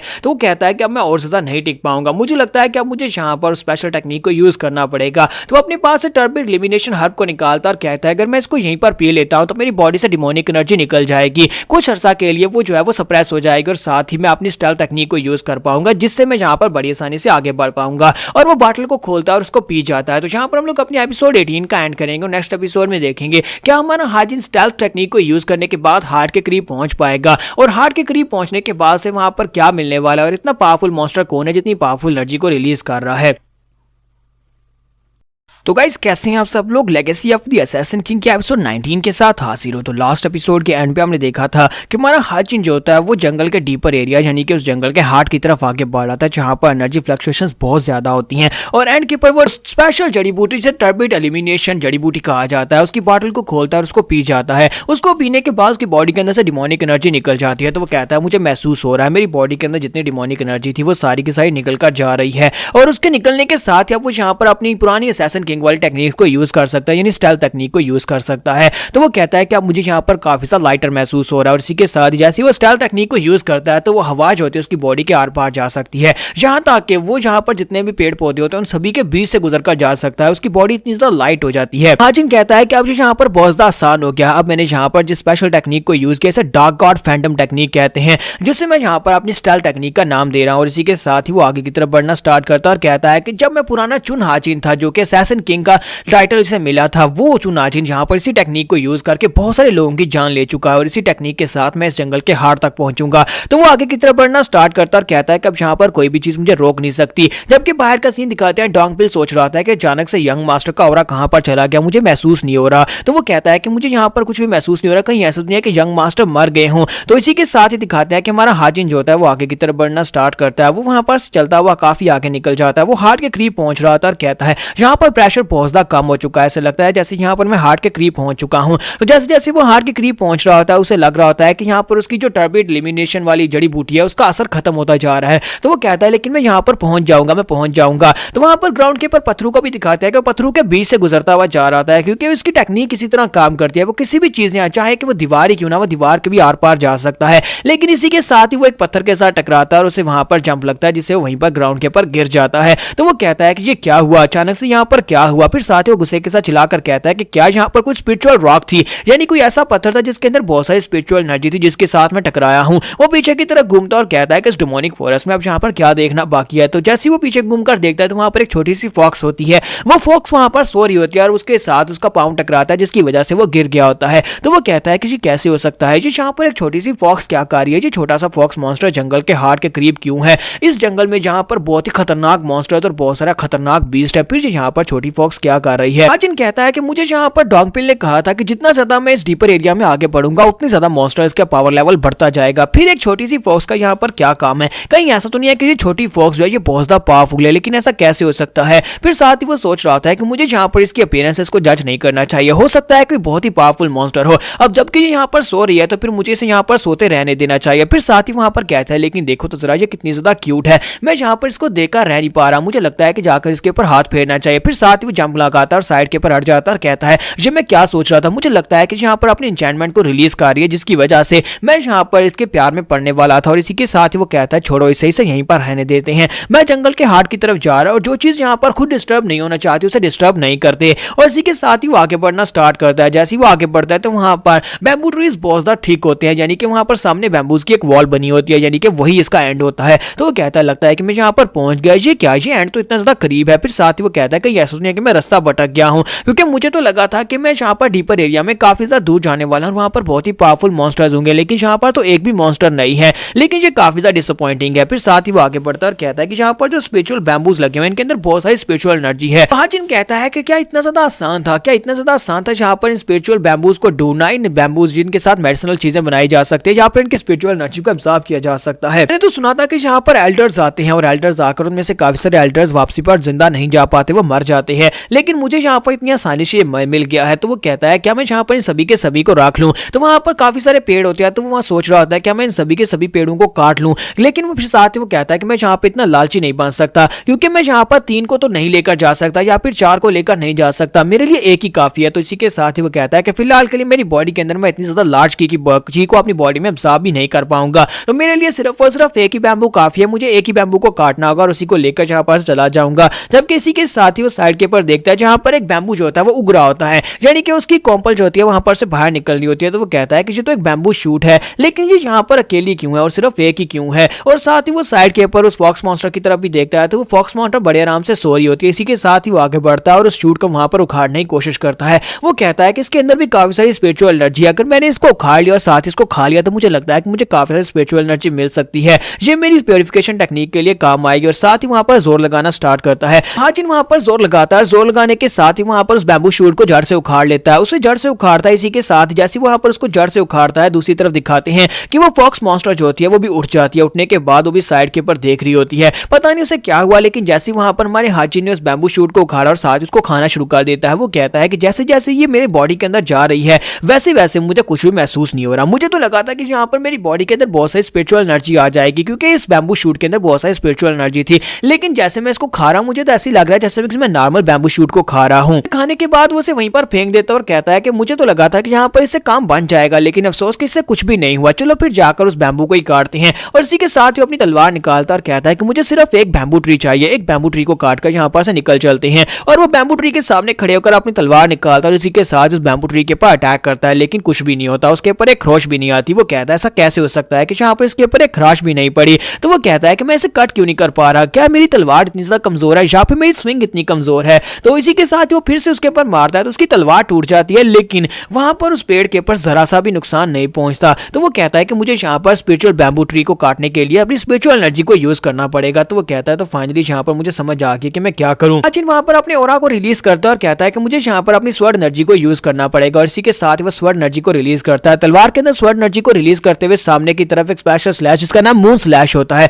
उसको यूज करते हुए स्लैश लगाता है। तो वो स्लैश बहुत ही कमाल की होती है और इसी के साथ ही बैम्बू शूट जो होती है कट जाती है और वो बैम्बू काटकर वहीं पर ग्राउंड के ऊपर गिर जाता है। तो वो कहता है लो मैंने कर लिया मैंने इसको काट लिया। फिर साथ ही वो आगे बढ़ता है, जाकर उसको चेक करता है और कहता है कि तो बहुत ज्यादा टफ ऐसे लगता है जैसे मैं स्टील को ठोक रहा हूँ। और इसी के साथ ही वो सोच रहा था क्यों ना इसके साथ कोई वेपन बनाया जाए, अगर इसका वेपन बनाया जाएगा तो वो बहुत ज्यादा स्ट्रॉन्ग होगा। हाजिन जब वहां पर बैठकर सोच रहा था कि इसके अंदर से कितनी सारी स्पिरिचुअल एनर्जी निकलेगी, इसी के साथ ही फॉक्स को दिखाता है कि फॉक्स भी वहीं पर उसके साथ ही आकर बैठ जाती है। तो वहां हाजिन उसकी तरफ देखता है और कहता है तुम यहाँ पर क्या कर रही हो। तो फॉक्स उसकी तरफ देखती है। हाजिन जल्दी से जंप करते पीछे की तरफ बढ़ता है चलाते हुए कहता है कि ये क्या, ये नन्ही फॉक्स यहाँ पर कहां से आ गई। जबकि फॉक्स उसकी तरफ देखती है और हल्का सा मुस्कुरा देती है। तो हाजिन कहता है कि फॉक्स तुम यहाँ पर क्या कर रही हो, तुम यहाँ पर नींद से कब जागी और यहाँ तक कब आई। वो साथ ही सोच रहा होता है चाहे ये कितनी स्लो मोशन में क्यों चल कर आई हो या फिर कितनी नरम पाँव से क्यों ना चल कर आई हो, मुझे अभी तक सेंस हो जाना चाहिए था क्योंकि मैंने यहाँ पर अपनी हाइपर सेंसेशन टेक्निक को एक्टिवेट किया हुआ है ताकि आसपास मॉन्स्टर मुझे डिस्टर्ब ना करें। फिर ये यहाँ तक कैसे पहुंच गए, मैं इसे सेंस क्यों नहीं कर पाया। और इसी के साथ ही फॉक्स मॉन्स्टर चलते हुए फिर से उसके करीब पहुंच जाती है। तो वो कहता है कि तुम यहाँ पर मेरे पास क्या कर रही हो, प्लीज यहाँ से जाओ जाकर फिर से जाकर सो जाओ, तुम्हें मुझसे क्या चाहिए। तो वो उसकी तरफ देख रही होती है। हाजिन सोच रहा था कि अब यहाँ पर हो क्या रहा है, ये यहाँ पर क्या कर रही है और ये एक छोटा सा मॉन्स्टर इस जंगल के हार्ट के करीब क्यों है जहाँ पर इंसानों के लिए सर्वाइव करना बहुत ज्यादा मुश्किल है। फिर एक छोटा सा नन्हा प्यारा सा मॉन्स्टर इस जगह के ऊपर कैसे हो सकता है, मुझे लगता है कि ये बहुत ज्यादा पावरफुल है। फिर साथ ही वो शर्माते हुए कहता है कि लेकिन ये बहुत ज्यादा क्यूट भी है, मेरा दिल कर रहा है मैं इसके सर के ऊपर हाथ फेरूं। और इसी के साथ ही वो अपने हाथ को आगे बढ़ाता है। जैसे ही वो अपने हाथ को आगे बढ़ाता है तो वो छोटी फॉक्सी जो होती है उसके हाथ के ऊपर काट लेती है। वो अपने दांत उसके हाथ में गड़ा देती है और उसका खून बहना शुरू हो जाता है। हाजिन एक जबरदस्त चीख मारता है और कहता है कमीनी फॉक्सी कहीं की, ये तुम क्या कर रही हो, तुम मुझे काट क्यों रही हो। और यहाँ पर हम लोग तो लास्ट एपिसोड के एंड पे हमने देखा था कि हमारा हाजिन जो होता है वहां पर अपना हाथ आगे बढ़ाता है फॉक्स के लिए, लेकिन फॉक्स उसके हाथ के ऊपर काट लेती है। उस एपिसोड की शुरुआत में दिखाता है कि हमारा हाजिन जो होता है डोंगपिल के पास वापस आ जाता है और साथ उस बैम्बू शूट को भी उठाकर ले आता है। उसे घसीटते वहां पर आ जाता है और उसे कहता है लो मैं इसे ले आया। तो वो कहता है कि मास्टर आपने तो वाकई में ये कर दिया, यंग मास्टर आप तो यहाँ पर इस बैम्बू शूट को उठाकर ले आए और इतनी भारी बैम्बू शूट को आप अकेले उठाकर ले आए हैं। तो वो कहता है कि हाँ मैं इसे उठाकर ले आया हूँ क्योंकि वहां पर इसे काटना बहुत ज्यादा मुश्किल था, मुझे अपनी स्पिरिचुअल एनर्जी को भी यूज करना पड़ा, यहाँ तक कि मैंने अपने स्वर्ड डोरा को भी किया है। तो वहां पर उसकी तलवार के लगे हुए कट को देखता और कहता है कि ये तो बहुत ज्यादा स्केरली स्मूथ है, यानी कि यहाँ पर जिस तरह से इसने को काटा है ऐसे लगता है किसी पावरफुल तलवारबाज ने यहाँ पर इसको काटा हो। तो डोंगपिल जो होता है वो यहाँ पर सोच रहा था कि मुझे लगता है कि मास्टर पिछले 8 महीने में यहाँ पर बहुत ज्यादा स्ट्रॉन्ग हो गए हैं, मैं यहाँ पर ये भी नहीं जान पा रहा कि क्या ये वाकई में 8 महीने पहले वाले थर्ड यंग मास्टर हैं या नहीं। इसके साथ ही डोंगपिल से कहता है कि यंग मास्टर मुझे एक बात तो बताए, आप यहाँ पर इस बैम्बू शूट को तो लेकर आए लेकिन इस छोटी फॉक्सी का क्या चक्कर है, ये यहाँ पर आपके पीछे क्यों है और आपके पास क्यों बैठी हुई है। तो वो फॉक्स जो होती है हमारे हाजिन की तरफ ही देख रही होती है। तो वो कहता है कि मुझे नहीं पता कि यहाँ पर मेरे पीछे पीछे क्यों आ रही है, मैं जहाँ पर से ये बैम्बू ट्री को लेकर आया हूँ ये वहीं पर से मेरे पीछे पीछे आ रही थी। जब हार्ट के करीब में पहुंचा तो ये वहीं पर सो रही थी और उसके बाद जब ये जागी तो इसने मेरे हाथ के ऊपर काट लिया। ये तो बहुत ज्यादा खतरनाक है, इसने मेरी उंगली के ऊपर काटा था, मेरा खून भी बहा था। फिर साथ ही वो कहता है कि ये क्या, मेरी उंगली के ऊपर से निशान किधर चले गए, इसने तो मेरे हाथ पे काटा था। जबकि डोंगपिल कहता है कि इसकी हिम्मत कैसे भी यहाँ पर मेरे मास्टर को काटने की। वो अपनी तलवार निकालता और कहता है कि मैं अभी यहाँ पर इसके टुकड़े टुकड़े कर दूंगा। जबकि हमारा हाजिन उसे कहता है कि डोंगपिल जो तुम क्या कर रहे हो, तो बस एक नन्ही सी छोटी सी बीस्ट है, तुम यहाँ पर इसको कैसे मार सकते हो, वो देखो तो जरा कितनी ज्यादा प्यारी है। तो डोंगपिल कहता है कि हाँ ये बात तो है, ये काफी ज्यादा प्यारी है। हाजिन उसे कहता है कि छोड़ो इसे यहीं पर रहने दो, फिलहाल के लिए हम लोग यहाँ पर इसके बारे में सोचते हैं कि इस बैम्बू ट्री का क्या करना है, ये काफी ज्यादा बड़ा और काफी भारी भी है, हम लोग इसे वापस लेकर नहीं जा पाएंगे, क्यों ना यहीं पर बैठकर इसको प्योरीफाई कर लिया जाए। तो वो कहता है हाँ ठीक है यंग मास्टर, मैं आपको यहाँ पर सपोर्ट दूंगा और साथ ही आपको गार्ड करूंगा। हाजिन वहीं पर बैठ जाता है और साथ साथ उस बैम्बू ट्री के ऊपर अपना हाथ रखता है, बाउंडलेस टेक्निक को रिलीज करता है। जब वो बाउंडलेस टेक्निक को रिलीज करता है तो उस ट्री के अंदर से जबरदस्त स्पिरिचुअल एनर्जी निकलती है जो उसकी बॉडी के अंदर एब्जॉर्ब होना शुरू हो जाती है और वहां पर आसपास जो एनर्जी होती है वो भी वहां पर उसकी बॉडी के अंदर जा रही होती है। डोंगबिल इस बात से काफी ज्यादा हैरान होता है और कहता है क्या यहाँ पर थर्ड जंग मास्टर के पास कोई यूनिक मार्शल आर्ट्स का स्किल है, कोई ऐसी टेक्निक जिसकी मदद से ये बड़ी आसानी से यहाँ पर इसकी स्पिरिचुअल एनर्जी को डायरेक्टली अपनी बॉडी के अंदर एब्जॉर्ब कर पा रहा है। मैं यहाँ पर इस बारे में सोच भी नहीं सकता क्योंकि थर्ड जंग मास्टर की प्रोफाउंड अंडरस्टैंडिंग जो है मुझसे ज्यादा बेहतर है, क्योंकि ये डिमोनिक एम्परर का